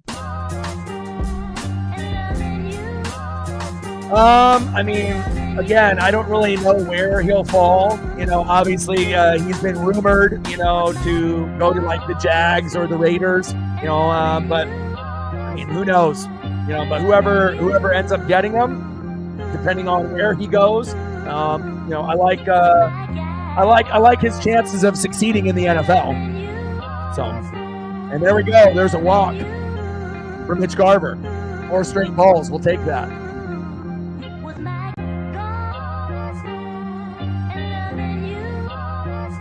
Next up is 0 for 3 with 3 Ks, Donovan Solano. How often do we have to keep having Solano? Does he have to continue to keep having 0 for 4, 0 for 5 games with 4 or 5 strikeouts to realize that, maybe we need to send him down? 0.086 batting average. Just send him down. Bring up Tyler Locklear tomorrow. Do it. All right, Megan, take care.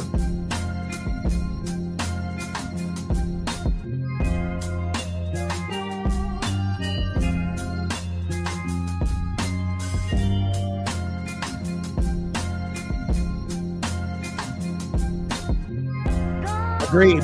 You know, and let's take a look to see what his ERA went down to. Woo! His ERA went down to 7.71. Hell yeah. He went from 81 to 12 to 7. And that means if he has another good start, it'll get down to like 5, maybe even 4. So that would be awesome. And then if he could actually get his ERA to be in the high 3s, that's exactly where we would normally think he would be. And then if you get anything into like the mid 3s, then you're going to be right there with all the other guys, and whatnot. But again, Kirby is just right around the corner. But if his ERA could be like 3 or 4, that's what we're shooting for. 3.50 to 3.99. That's where he should be. But when you start off at ERA 81, give up 6 runs in the first, get sent down to AAA, and then you lose a couple starts, but he's been progressively getting better. So 2 good starts back-to-back, agreed. And next up, we got pitch hitting Rowdy Tellez. He said enough of Donovan Solano.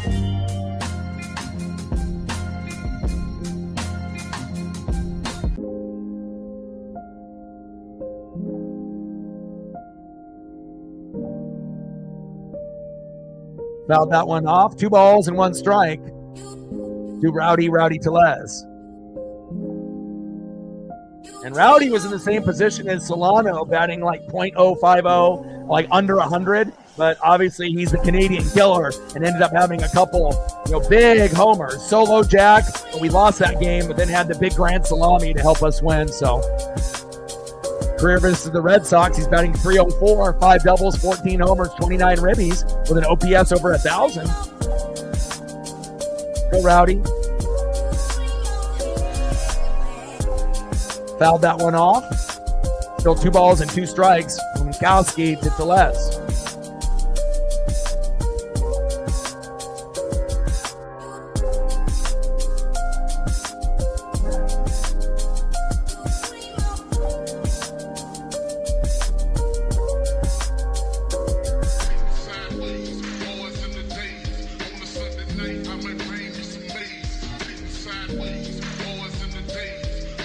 Fouling off. Now finally a changeup for a ball. 3 balls and 2 strikes to Rowdy Tellez. Top of the 7th, runners at first and second with no outs. We might actually hit double digits in runs today, depending on what happens in this inning.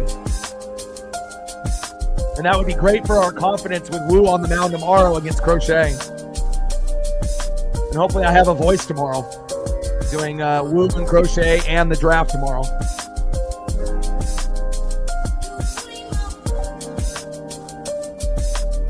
Go M.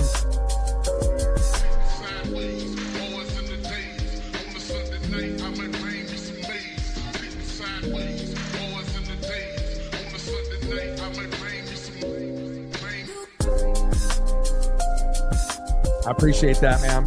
Thank you so much for the support.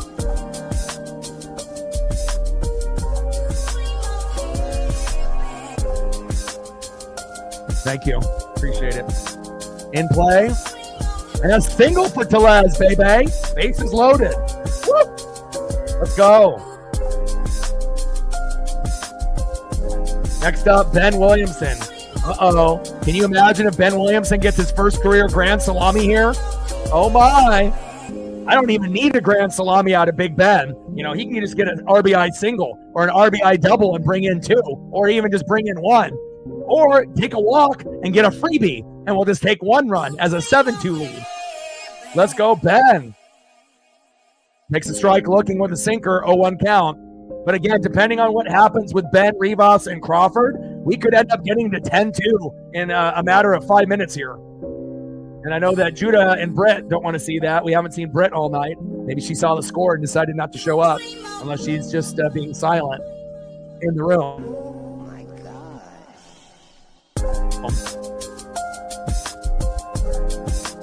And obviously yesterday's game. Pitches outside with the cutter.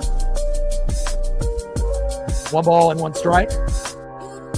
Change up right down the middle. 1 ball and 2 strikes to Big Ben Williamson, batting .296. 1 homer, 2 ribbies, an absolute stud. Yeah. Low Sox Baldies.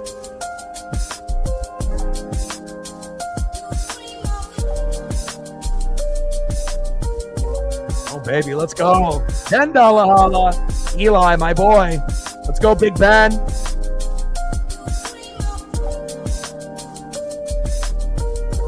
In play. Yeah, baby! Eli, you're the good luck charm. Single to right. Arozarena scores. Pelez to second. Garber to third. Eli is our good luck dono charm. My boy. Stacks. Racks. Jack. Bang, bang. Oh, my. We might need Eli here every day. Let's go. Thank you so much for your support. You are our good luck charm on the dono train. Thank you so much. Let's go. Next up, second baseman Leo Rivas. Drop the bunt down. Maybe we can get another one to come in. Let's go. Let's go, baby. First pitch outside to Rivas, who's very smart in the box. 1-0 count. And I'm telling you, I already knew that Williamson was going to be great because I sent Reflect a couple highlights, where he had a laser throw from third to first, and I was like, okay, he's ready. And then literally like 2 weeks later, he got the call up. And again, we're not going to have Polo or Demo or Mastroboni. Like, I think at this point, if you're not smart enough to understand that he's earned the right to be the everyday third baseman like Eugenio Suarez had, that should be the only guy playing third, just like Polo should be the only guy DHing. It's just like you got to figure out what's best suited for the team to win. Let's go. Trident's up. What else do you want to do for a photo, Eli? I got you. And anything for Reflect or Captain. Appreciate you guys. Captain with a 10er, Reflect with a 3er, Eli with a 20, Reflect with a 3er, and Eli with a 10er. Ben is a stud. And again, I'm not going to over-exaggerate. If I got to call a guy out like Julio, I'm going to do that. In play, fielder's choice, and we got one away. Next up is JP Crawford. Oh, gosh, are we going to get a grand salami out of JP? Uh-oh, our hottest hitter as of late, JP Crawford, baby. Let's go. First pitch inside, fouled off. 0-1 count. Let's go. But again, we got a lot of farm guys. And again, if Ben was a guy that I didn't even mention, can you imagine when some of the other guys come up in the farm and then half the team is farm guys and the other half are going to be like Julio and Cal and Polo and Demo and JP and Rivas? We are going to fucking cook, especially when those other guys are ready. And we're going to have a lot of them. Can't wait to be able to see the pitchers as well as, some of these other guys that are going to take some of the spots of, the guys that are playing. It's going to be incredible to watch.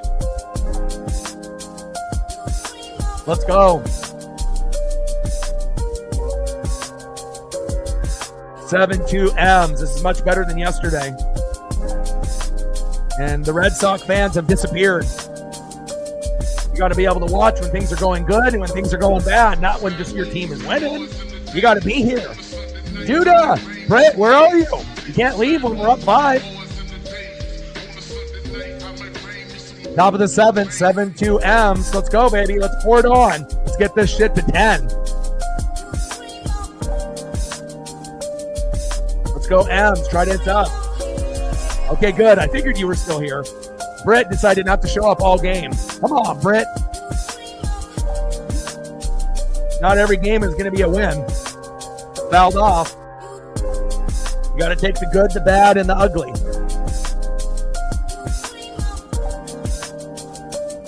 Yeah, but that's how we felt yesterday, so, But again, you might end up winning the series tomorrow with Crochet on the mound, so we'll see. JP fouls that off. 1 ball and 2 strikes. Grinding this at-bat out with bases loaded. 1 out. Lando Norris, I got you, Eli. Good choice. Have you been following up with a lot of F1? We got a guy in here, Cole, who loves F1 as well. I know Megan kind of follows it also. Cutter. 2 balls and 2 strikes. And Kowski to Crawford.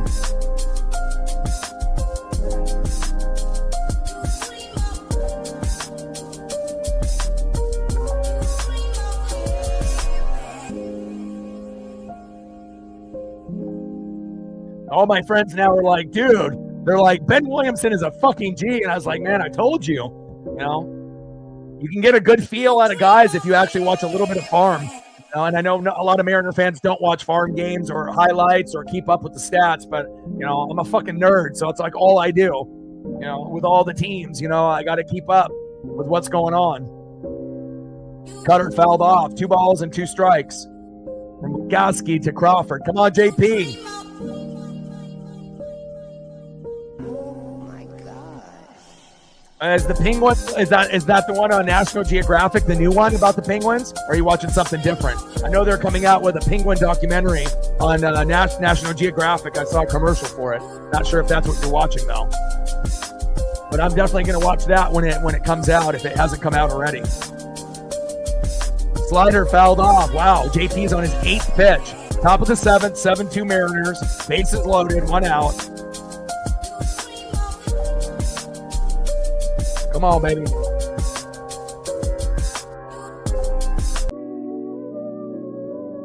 Keep grinding it out, JP.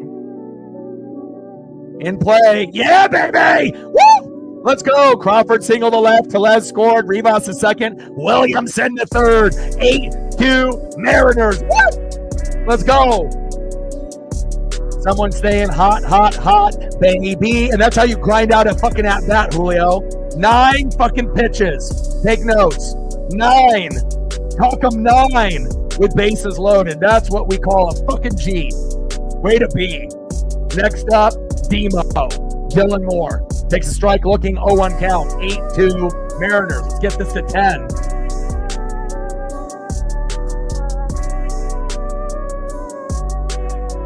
And it's not going to be like this every day, so you got to appreciate it when it's here.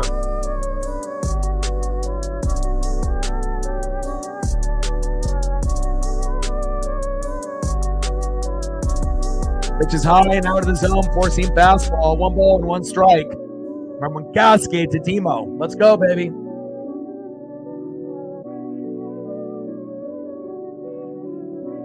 Telling y'all, Kirby comes back, Brash comes back. We're going to win the division or get second, 100%. You know, we're either going to win, 88 to 90 games, or we're going to fall just short of winning the division to the Rangers, more than likely, and maybe win 88 and get in with a wild card. It's going to happen. Fouled off, 2 balls and 2 strikes from Gaski to Demo. And I know the division is a clusterfuck right now where everyone is very close to each other, but at some point, we are going to separate ourselves from some of the other teams. And like I mentioned, the Red Sox are better than they were last year. Even though the A's are at the bottom, they're better than they were, starting off last year. Same thing with the Angels. Astros seem like they're a little bit worse, and the Rangers are always going to float from first to third in the division. So we just need to get hot at the right time. Changeup fouled off. 2 balls and 2 strikes from Gaski to Demo.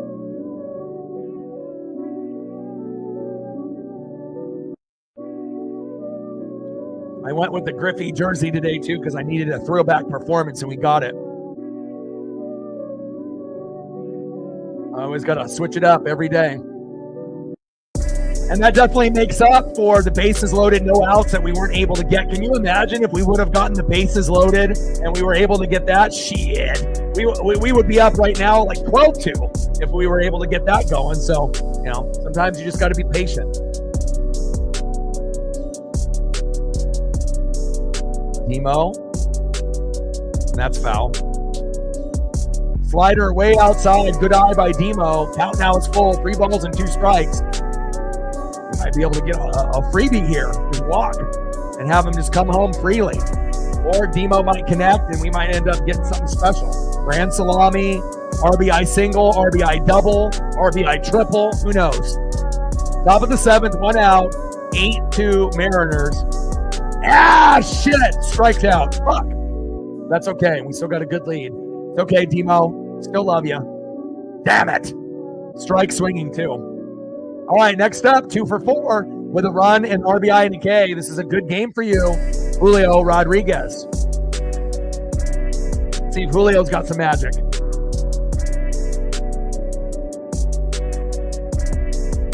Strike swinging inside. Should have took a ball there. 0-1 count.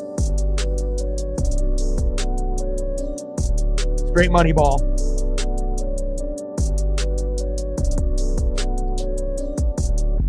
Yeah, but eventually, you know, I would assume that the A's will be at the bottom.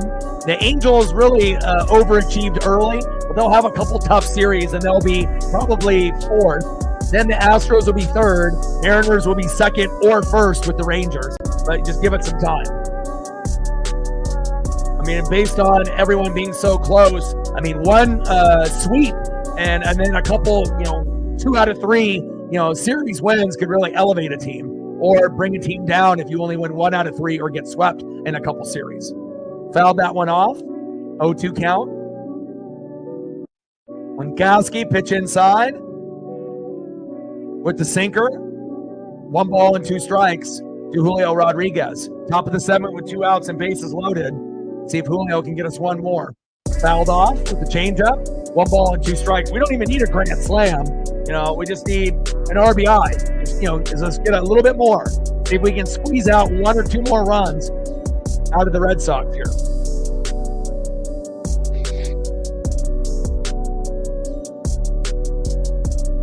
A grand slam would be amazing, huh? Especially for Julio. I mean, he's overdue for a homer. 1 ball and 2 strikes. Top of the 7th. Bases loaded. Slider in the zone. Could have been strike 3 right there. 2 balls and 2 strikes from Winkowski to Rodriguez. Come on, Julio.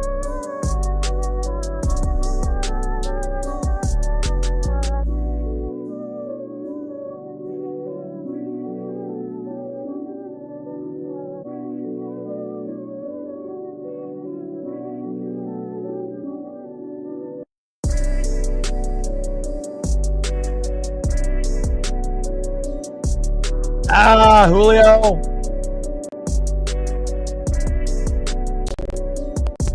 And down goes Julio Rodriguez. Brutal. Bases loaded. Stranded.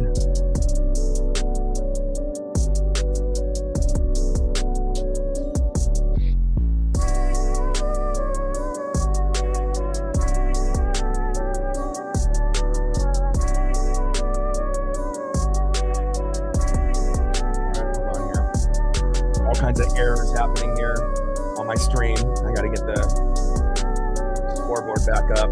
I don't know why it did that. Something is going on with it. Hold on.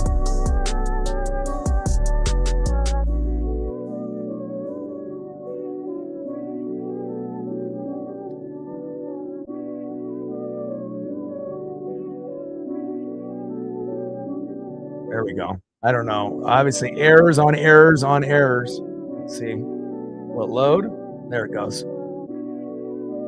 Well, that typically doesn't happen, but again, things have been freezing up a little bit, which we shouldn't be freezing up. No one else is using the internet. I'm paying for a gig fucking service. So anytime that there's any internet issues, that is a problem. But luckily, it's not, you know, like booting me off or anything like that. So let me bring up my other screens now. Hey, but the Mariners kicking ass, taking names so far. We'll take it.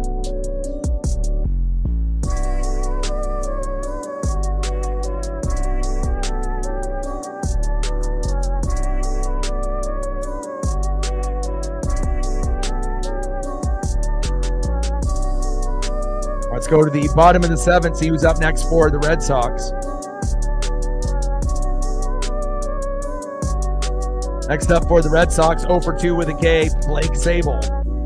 Batting second, 1 for 2 with a run, center fielder Ceddanne Rafaela. And batting third, 2 for 3 with a K, Jarren Duran. Let's go M's.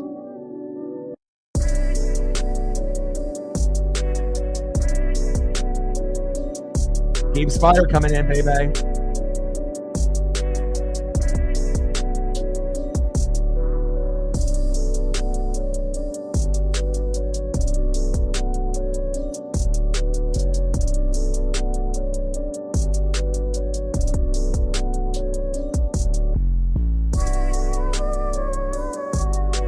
go, Gabe.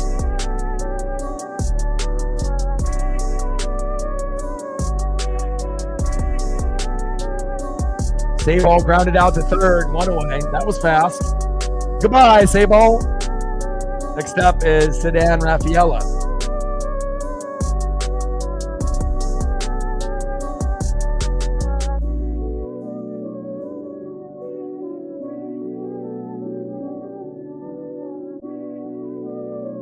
I love stats like that. I had a nice graphic, like from Brooksgate and a few of these other like MLB nerd like posts and websites and whatnot that have like all of the stats. You know, I usually read them. Sometimes I'll send them to you and Justin. Like most of the time, I try to send the stuff that I'm reading that I think that's interesting.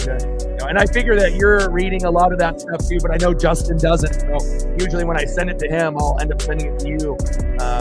Just because I know that you care about stats as much as I do. So.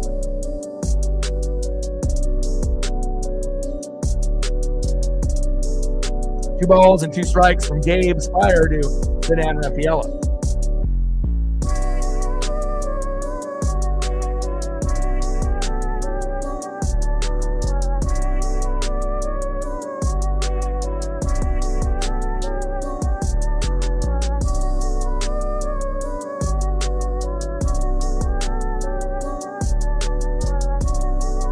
And Raffaella strikes out swinging, 2 away.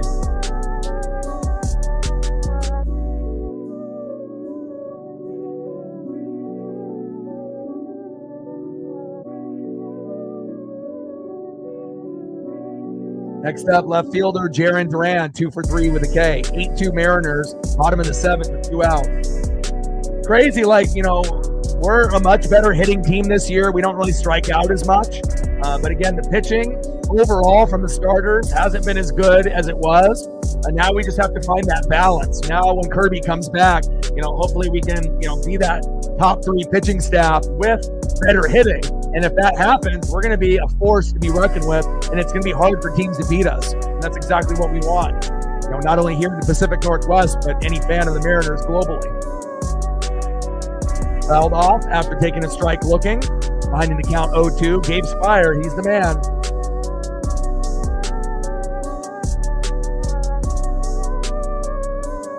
No problem. Get the Johnny Bolts for the toilet, and I'll be live tomorrow morning for Woo and Crochet. If you can make it, that would be great. And then I also will be doing the NFL draft night number 1. So there'll be 2 opportunities to hang out with your boy tomorrow, as well as the rest of the group. So look forward to the matchup tomorrow with Woo and Crochet, 10:30 a.m. And then the NFL draft, I believe, from 5 to 8 or 5 to 9 tomorrow. So should be fun.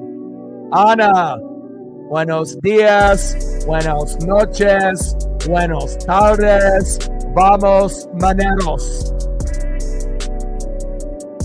And that is it. There goes Duran. Let's go to the top of the 8th inning. 8-2 Mariners. Let's go.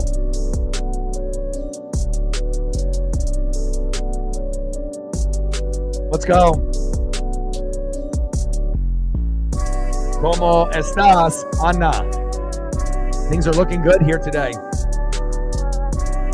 Next up for the Mariners, 0 for 3 with a base on ball and a K. Big dumper, Cal Raleigh. Pretty rare for him to be 0 for 3, but most of his at-bats have been from the right side with no torpedo bat.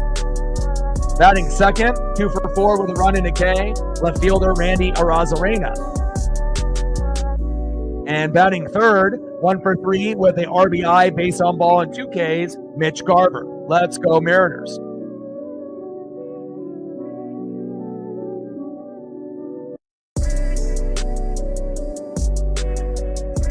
Like, sub, donate, comment, share. If you haven't smashed that like button yet, please do. We only need a couple more to get to 30. Let's get there. And then, what are we at on the dono train? We're at 10, 20, 40, 46, 54 to go. 46 to go, and then Sarah's 7. So what are we at? 53? Is that what we're at?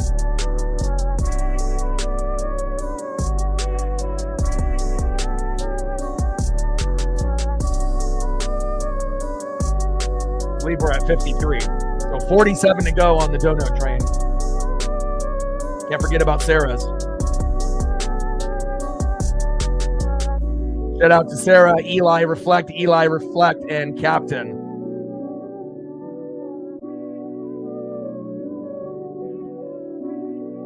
What a game. One of the funnest games to watch so far.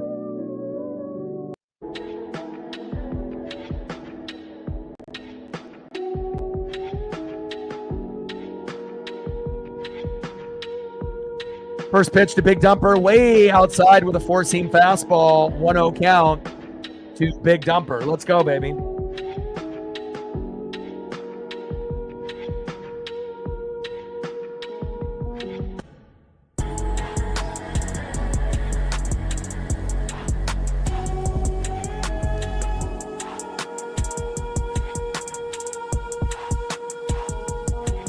Let's go, baby. Let's go, Cal.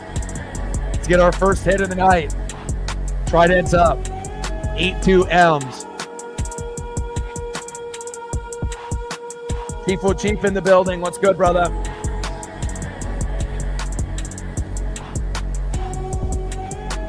Things are going good today. We got our ass kicked by the Red Sox and Judah and Britt yesterday, but today is our day. And tomorrow I'm doing 2 streams. I got Mariners and Red Sox. Woo and Crochet at 10:30 a.m. should be one of the best matchups of the year. And then we got the NFL draft at 5, I believe. And that'll last 3 to 4 hours tomorrow. So not sure what your plans are tomorrow, but if you can come through for draft, if you're not doing anything, it will be interesting to see where some of these pieces go in the first round tomorrow. And then depending on what we get result-wise, then I'll either do on Friday, draft night number 2, rounds 2 and 3, or I'll do the Mariners and Marlins. So kind of depends on how we, what kind of results we get on the draft stream. That'll determine what we do for Friday's stream. So, because I don't like missing Mariner games, but I will, you know, I'll end up doing another event if it's worth it. WrestleMania, the draft, Talladega this weekend, possibly over a Mariner stream. You know, but there, you know, Daytona 500. It has to be a pretty big event for me to do that over a Mariner game, even though I'll be watching it. So, how are you, my guy? You doing good? I mean, I'm working 7 days a week, so I'm starting to lose my voice, but I got to keep grinding. And Cal Raleigh strikes out looking. 1 away.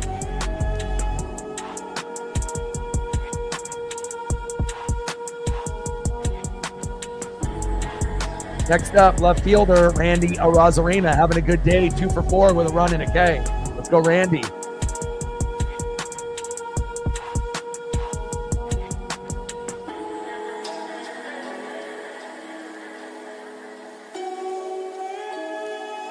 Cool, bro.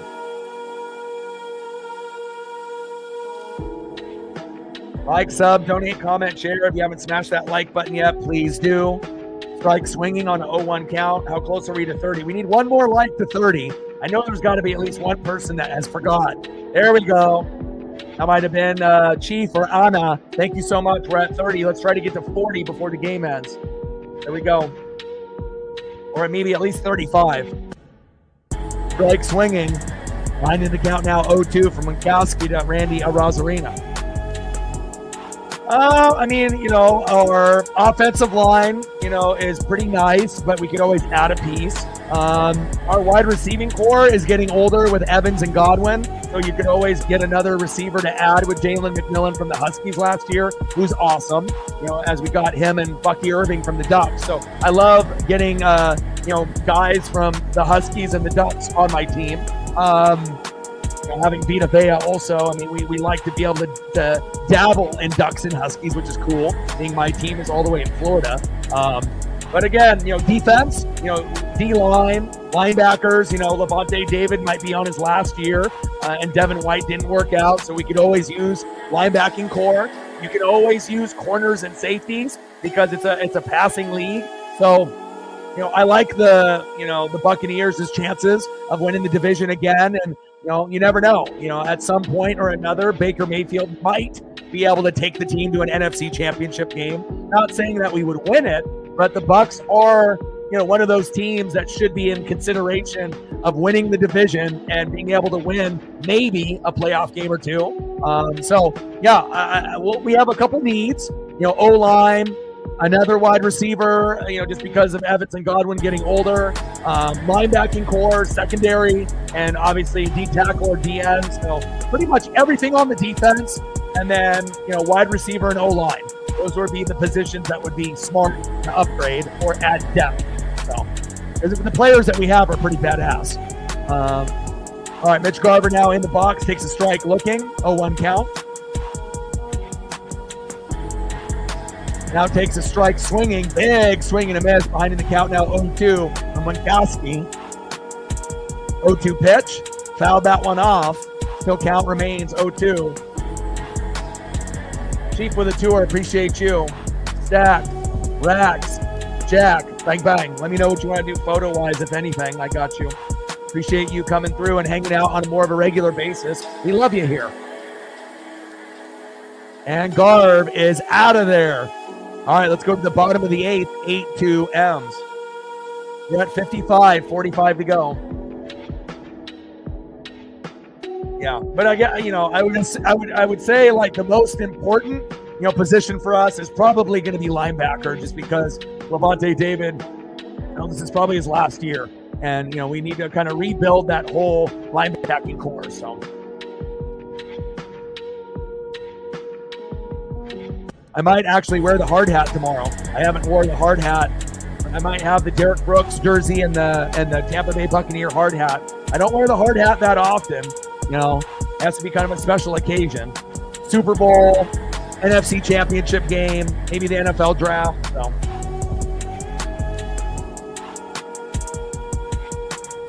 go to the bottom of the 8th inning. He was up next year for Boston. Next up for the Red Sox, 0-for-3 with an RBI and 2 Ks, DHing Rafael Devers. Batting second, 1-for-3 with a K, third baseman Alex Bregman. And batting third, right fielder Wilyer Abreu. And then we have Legomina coming in for Gabe Spire, which I'm not mad at. Let's go Mariners.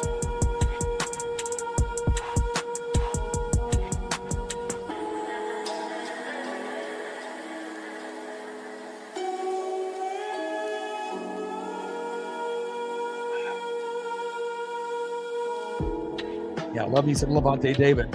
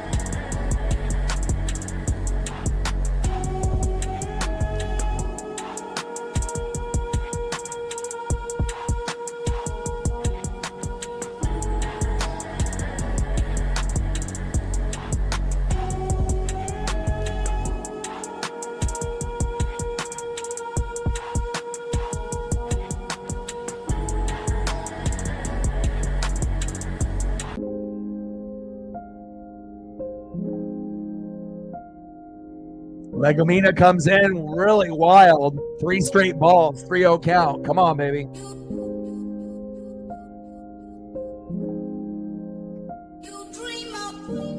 A lot of big names, not necessarily, maybe the quarterbacks. I mean, they're names and they're recognizable, and that's a 4-pitch walk to Rafael Devers. That's a little unfortunate for Casey there, but again, we'll see where certain guys end up landing. And again, I feel that there could be quite a few, flops in the draft, but again, there should be some, pretty solid picks as well. And even if some of the guys flop, like Shedeur Sanders or Jackson Dart or Cam Ward, it'll still be interesting to see where they go. It'll be, exciting on that regard. And then we'll see running backs and some wide receivers, good offensive, defensive linemen. It'll be a fun night. But there definitely is more talent, in rounds 2 through 4. You're going to have quite a lot of recognizable, names in there, that you watch during the season. First pitch to Bregman, is outside, 1-0 count. Hopefully this wasn't a mistake by bringing in Legomina.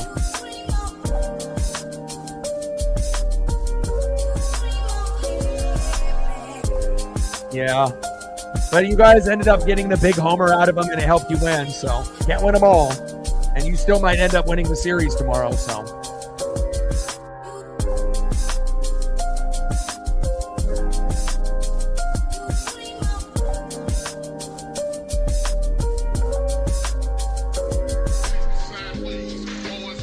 Yeah, those are two places where he could fall. But if the offensive line isn't there, could be a long, long night. Bregman single to right, Devers to third. We should have maybe kept Gabe Spider in.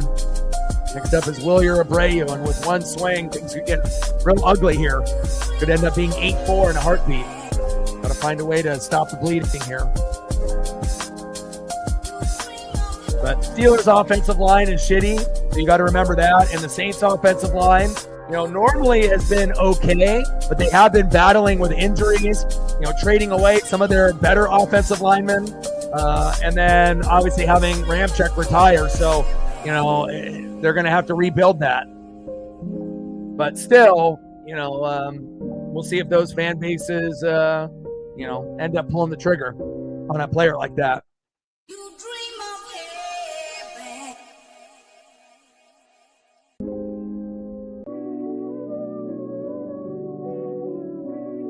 Runners at first and third. Legomina to Abreu. Pitches inside, 1-0 count.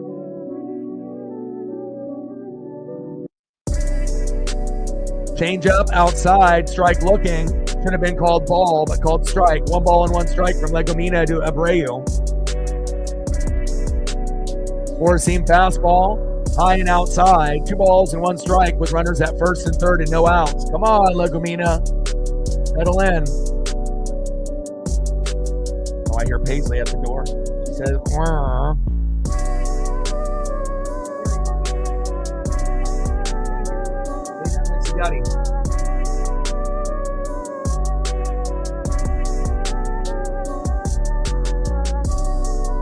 Fouled off. 2 balls and 2 strikes from Legomina to Abreu.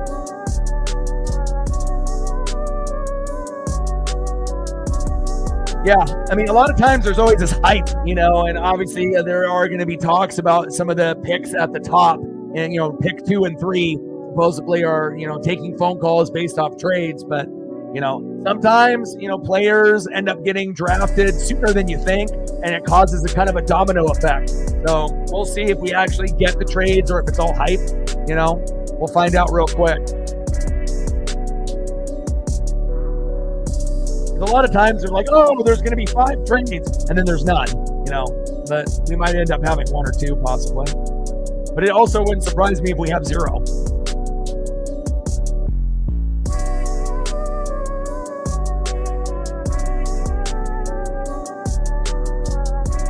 Next up is Trevor Story.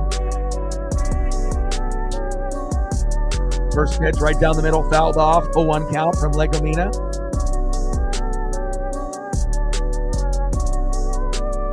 Getting Abreu out was huge right there. Strikeout. Pitch is high and inside and tight. 1 ball and 1 strike. Legomina to Trevor Story. Come on, Legomina.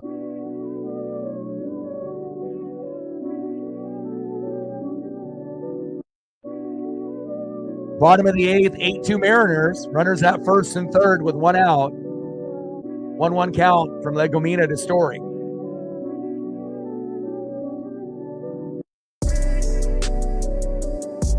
Feel like working 7 days a week, hours and hours and hours on end, and having to do play-by-play color and chat. I can definitely feel like my voice is starting to go, and I'm a lot more thirsty than normal. But it is what it is. 4-seam fastball fouled off. 1 ball, 2 strikes for Legomina to Story. Yeah, I'm always interested in seeing, what the divisional opponents do as well.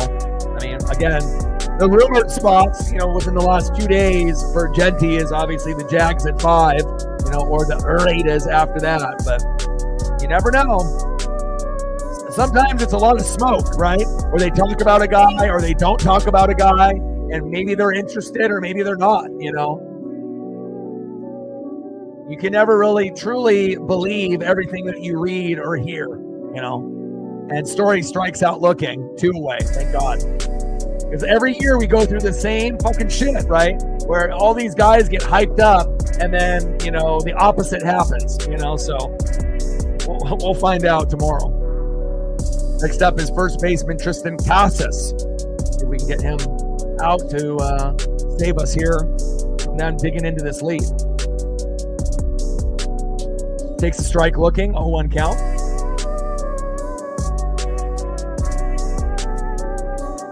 All right, Paisley Pup is in here next to Daddy. Takes a four-seam fastball high and away, 0-2 count.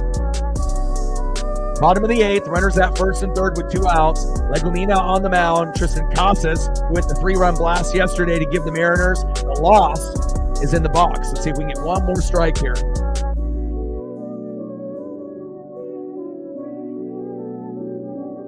Yeah, and it really starts within the first 10 picks. You know, if you end up getting something weird that happens, you know, then it's a trickle-down effect, you know.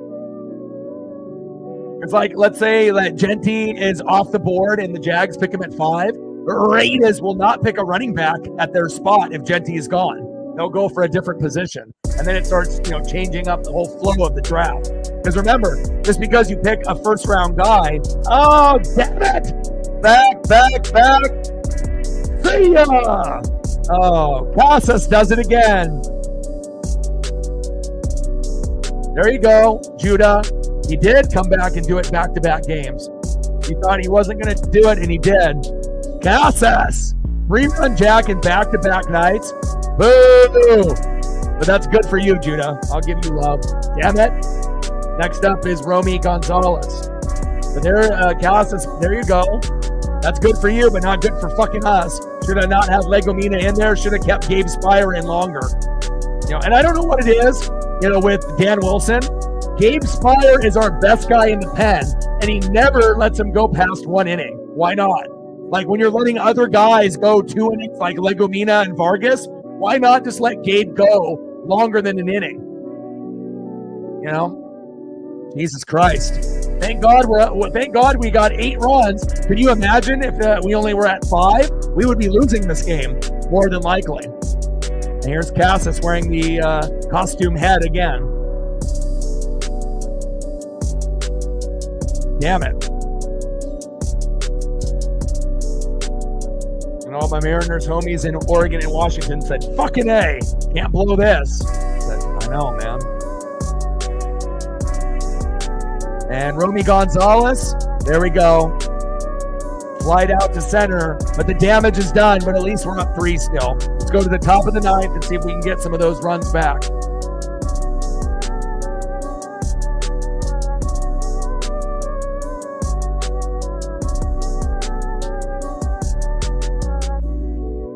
Next up in the top of the 9th, first baseman 1 for 1 with a run, Rowdy Tellez. Batting second, 3 for 4, a run, a RBI, our everyday third baseman for life, Ben Williamson, my boy, one of my favorites on the team already. And batting third, 2 for 3 with 2 runs, a base on ball, second baseman Leo Rivas, and also getting on base with a bunt, my dude. Let's go. Thank God we got to 8 runs today.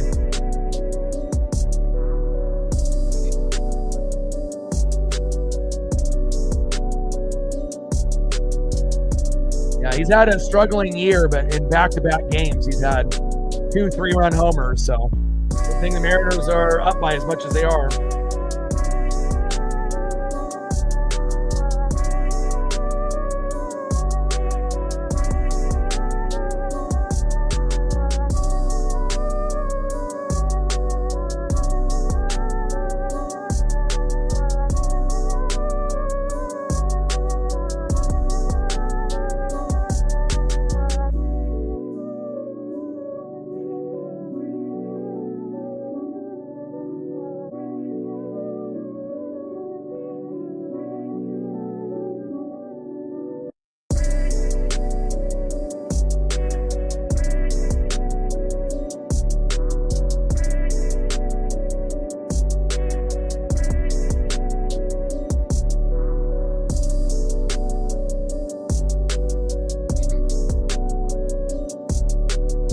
Yeah. 3-run jack and a 3-run jack. Imagine if you would have bet on that.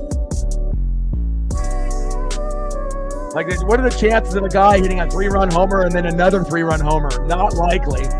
That would have won some big money. But again, that's a risky bet to make, you know. Like one in a million? Especially for a guy like him that's been struggling as of late, you know, like.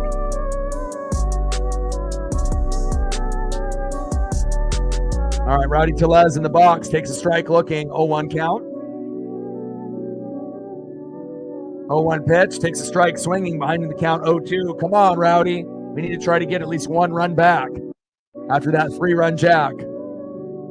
Pitch is high and inside. 1 ball and 2 strikes to Rowdy Tellez. And we definitely got to bring in Andres Munoz in play and flied out almost to the wall. 1 away. It's okay, Rowdy. Next up is Big Ben Williamson, B-Dubs. Everyone's favorite New Mariner. Let's go. Munoz is in the pen. Good.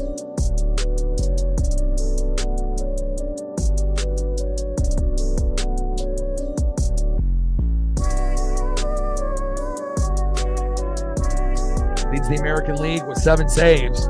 Need it to be number 8. Takes a strike swinging on the first pitch from Winkowski to Williamson. 0-1 count. Come on, Big Ben.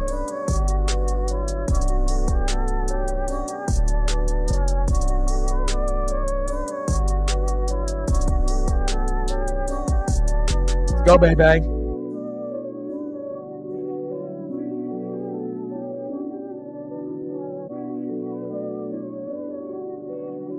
Oh, you did bet $1? Nice. Foul ball behind in the count 0-2. Top of the 9th, 8-5 Mariners. Come on, baby. Finish strong.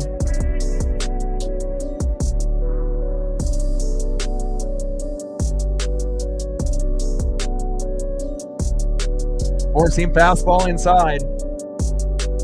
1 ball and 2 strikes. Griffey loves it.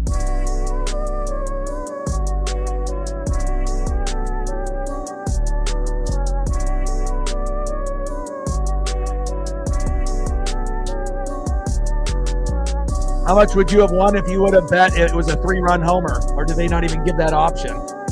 Just a home run. But like, I imagine if you bet it would be a 3-run homer, like specifically, then it would have been a big payout, because that would have been so unlikely.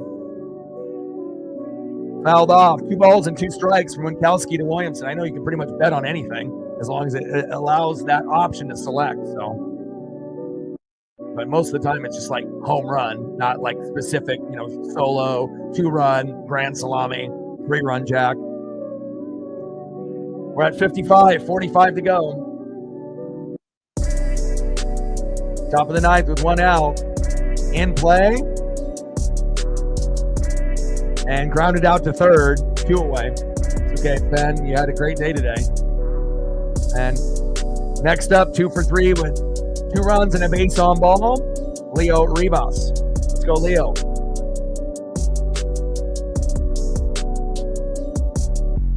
Not an option, just the home run itself. But I guarantee you, if it was an option, that would have been, you know, huge payout.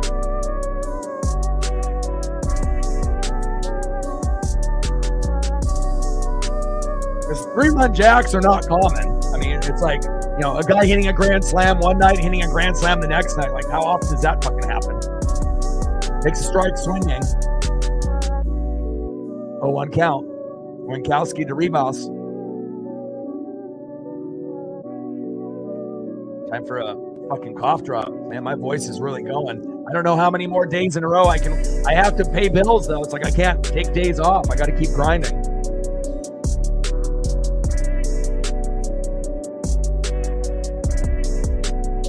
Yeah, you know, I talked to my dad about the Dodgers and everything, and Edman and Will Smith are like the 2 hottest players for the Dodgers. So if you're going to make bets, you know, look at those guys right now, not just Mookie and Freddie and Shohei. You know, Will Smith has been hot, and Edman has been great for them since joining the roster. He's been very good. 2 balls and 2 strikes from Winkowski to Rivas.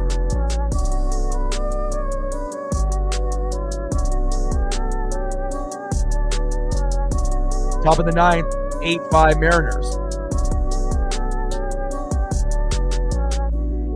Pitch is outside. Count now is full. 3 balls and 2 strikes from Winkowski to Rivas.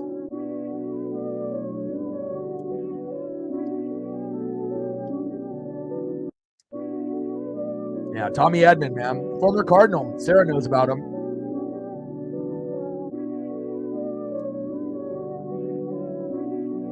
Dude, that's a great fucking return. 8 and you almost get 90.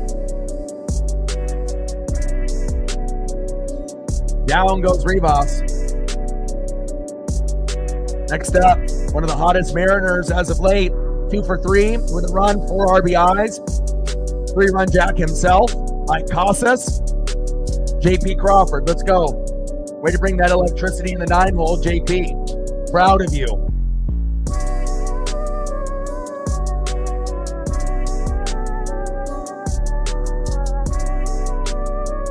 First pitch is outside, 1-0 count.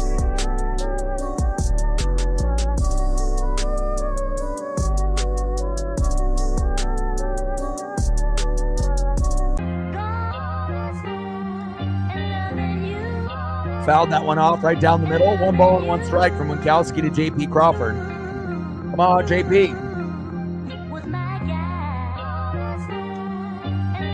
And he was a real big instrumental part of the Dodgers winning the World Series last year. Like if they didn't have him, again, it's, still probably would have won, but it would have been a hell of a lot harder. He was a very instrumental piece when they signed him and, the playoff run. That one fouled off. 1 ball and 2 strikes from Winkowski to JP Crawford. But anyone that joins a super team like the Dodgers, if you have a pretty good skill set, you can be a big asset.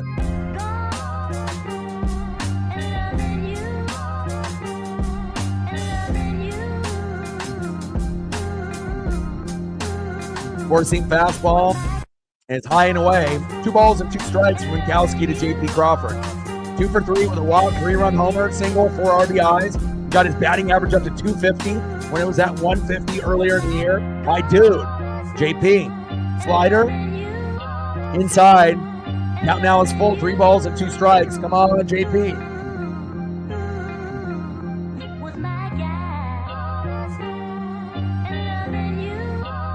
Way to be electric. Like, sub, donate, comment, share. If you haven't smashed that like button yet, please do. I don't know what we're at, but hopefully we're above 30. Fouls that one off. Right down in the pipe. Count remains still full. 3 balls and 2 strikes from Winkowski to Crawford.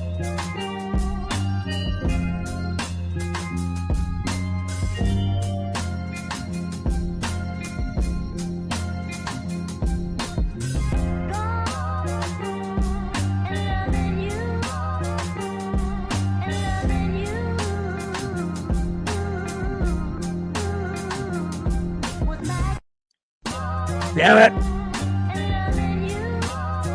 And he popped out to the shortstop. All right, here we go. Last opportunity for the Red Sox. This is a must-win game for us, especially with Wu and Crochet tomorrow. So, the thing we had up getting 8 runs. Can you imagine if we were at 5? We would probably end up losing this game after that 3-run jack from Casas. Let's see who's up next for you guys. All right, last opportunity for the Red Sox. 0 for 3 with a K. Blake Sabol, backup catcher. Batting second, 1 for 3 with a run in the K. Center fielder, Sedan Rafaela. And batting third, back at the top of the order, 2 for 4 with a K. Left fielder, Jaron Duran. Okay, mighty nice on the thumb. Let's go, Mariners. And we got Andres Munoz coming in to try to get another big save. He's got, 7? Now we try to get 8. Let's go.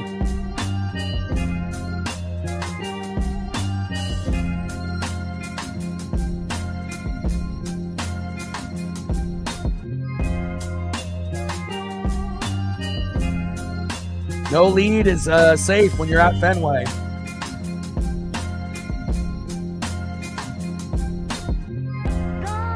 Go, baby. Get it done.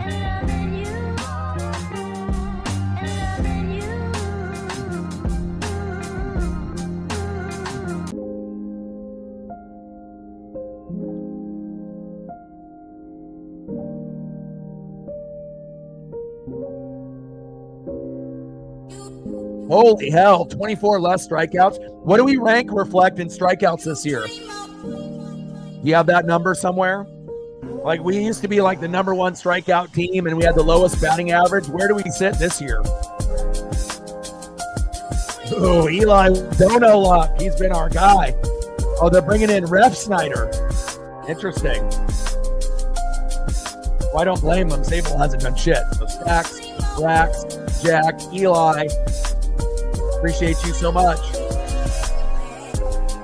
Captain, reflect, Eli, Chief Eli. I appreciate you guys very much. We're at 57:43 to go to hit the goal. Every dollar counts. It'll help take care of my pop. It'll take care of paying just the basic internet and streaming fees. Appreciate you guys very much.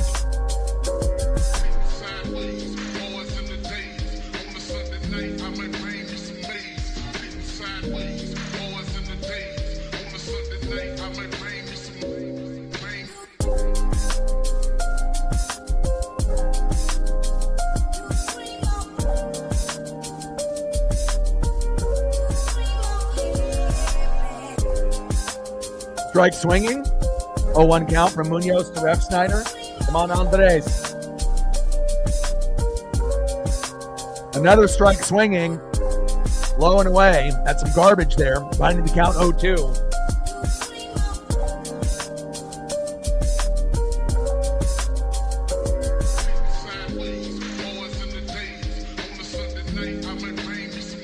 Slider outside. 1 ball and 2 strikes.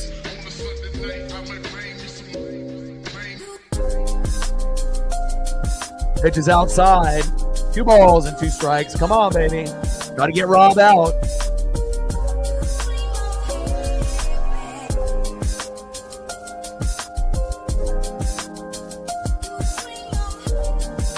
Oh, God. Outside again for Rob. Ref Snyder. Count now is full. 3 balls and 2 strikes. Come on.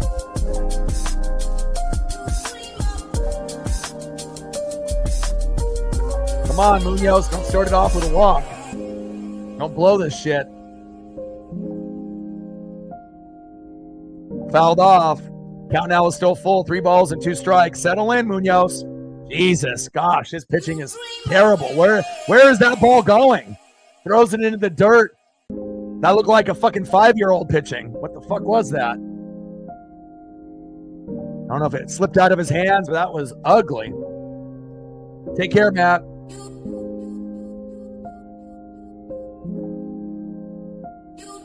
Fouled off with the slider. Count remains 3 balls and 2 strikes. Count is full from Munoz to Rob Ref Snyder.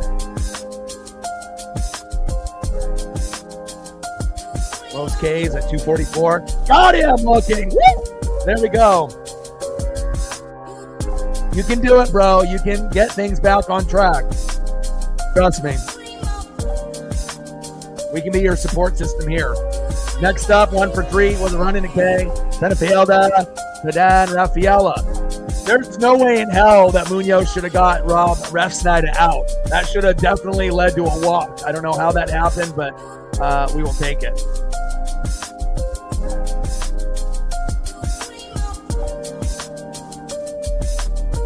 First pitch is outside, but on the line for a ball. 1-0 count. 1-0 pitch. 4-seam fastball in the zone for a strike. 1 ball and 1 strike from Munoz to Rafaela.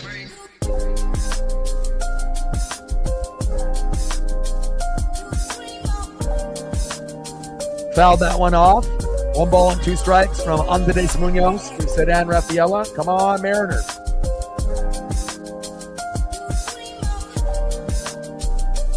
Eight-5 game. Mariners up by 3. Bottom of the 9th. 1 out. Andres Munoz on the mound trying to get his 8th save, which would be leading the American League. And Rafaela in play. And grounded out to third. Woo! There we go. 2 away. Next up, my favorite player on the Red Sox, left fielder Jarren Duran. The guy that, has that speed and that good baseball IQ to work a count. And again, there's not very many guys in MLB that can get triples. Duran is one of them. Hopefully we can get him out here. Come on, Munoz. And again, I'll be live tomorrow early in the morning for Woo and Crochet, so we have to win this. No ifs, ands, or buts. Come on, Munoz. We need to dance, baby.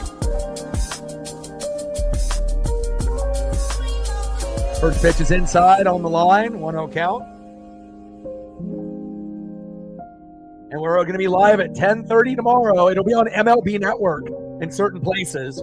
Mariners, Red Sox, and Woo versus Crochet. Pitch is way outside, 2-0 count. And I'll be doing the NFL draft from 5 to 8 or 5 to 9 whenever it ends. So it's going to be a long fucking day. I hope I have a voice, but I'm going to grind it out. And I'm looking forward to seeing who goes where in the first round, and looking forward to a great pitching duel tomorrow morning. Eat some breakfast and hang out with your boy. Takes a strike, looking right down. Pop. 2 balls and 1 strike for Munoz to Duran. Bottom of the 9th, 8-5 Mariners. Munoz on the mound, Duran in the box. And that is it, baby. Duran lined out to left, and the Mariners win. Let's go. Thank God we got above 5 runs, or we would have lost. Yes, sir. My boy.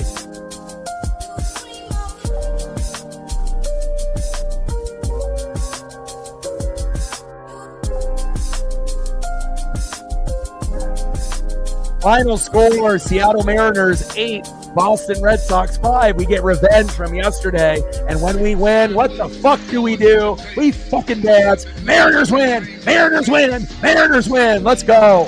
What a fucking game. Hell yeah. And then tomorrow, Brian Woo, baby. I already made the thumb in advance because I already knew it was going to be a long day. And I may take out Devers and add Crochet in if I can find a good image.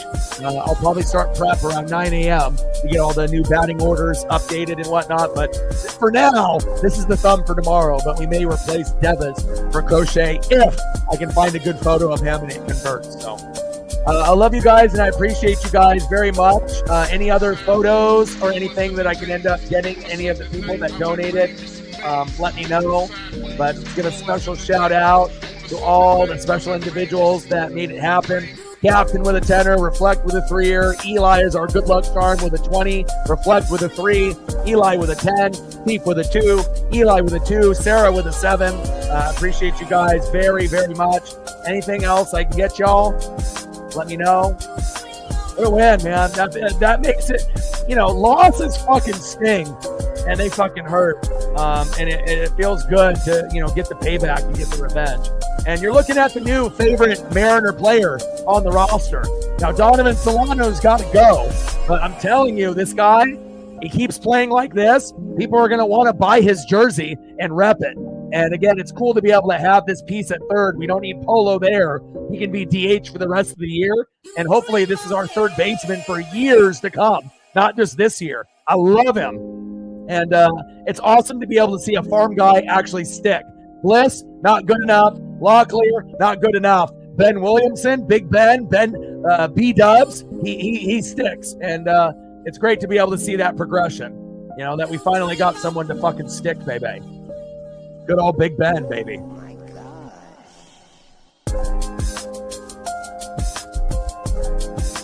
You're going to be everyone's favorite new Seattle Mariner, baby. Let's go.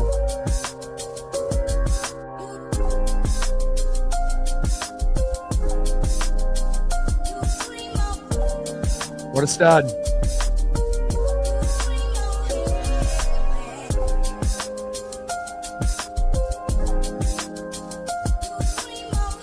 But really, who we need to give the big love to, the MVP of this game, is this guy right here, J.P. Crawford, with that 3-run blast when we were up 1-0. Garver got us the 1-0 lead, right? And then fucking J.P.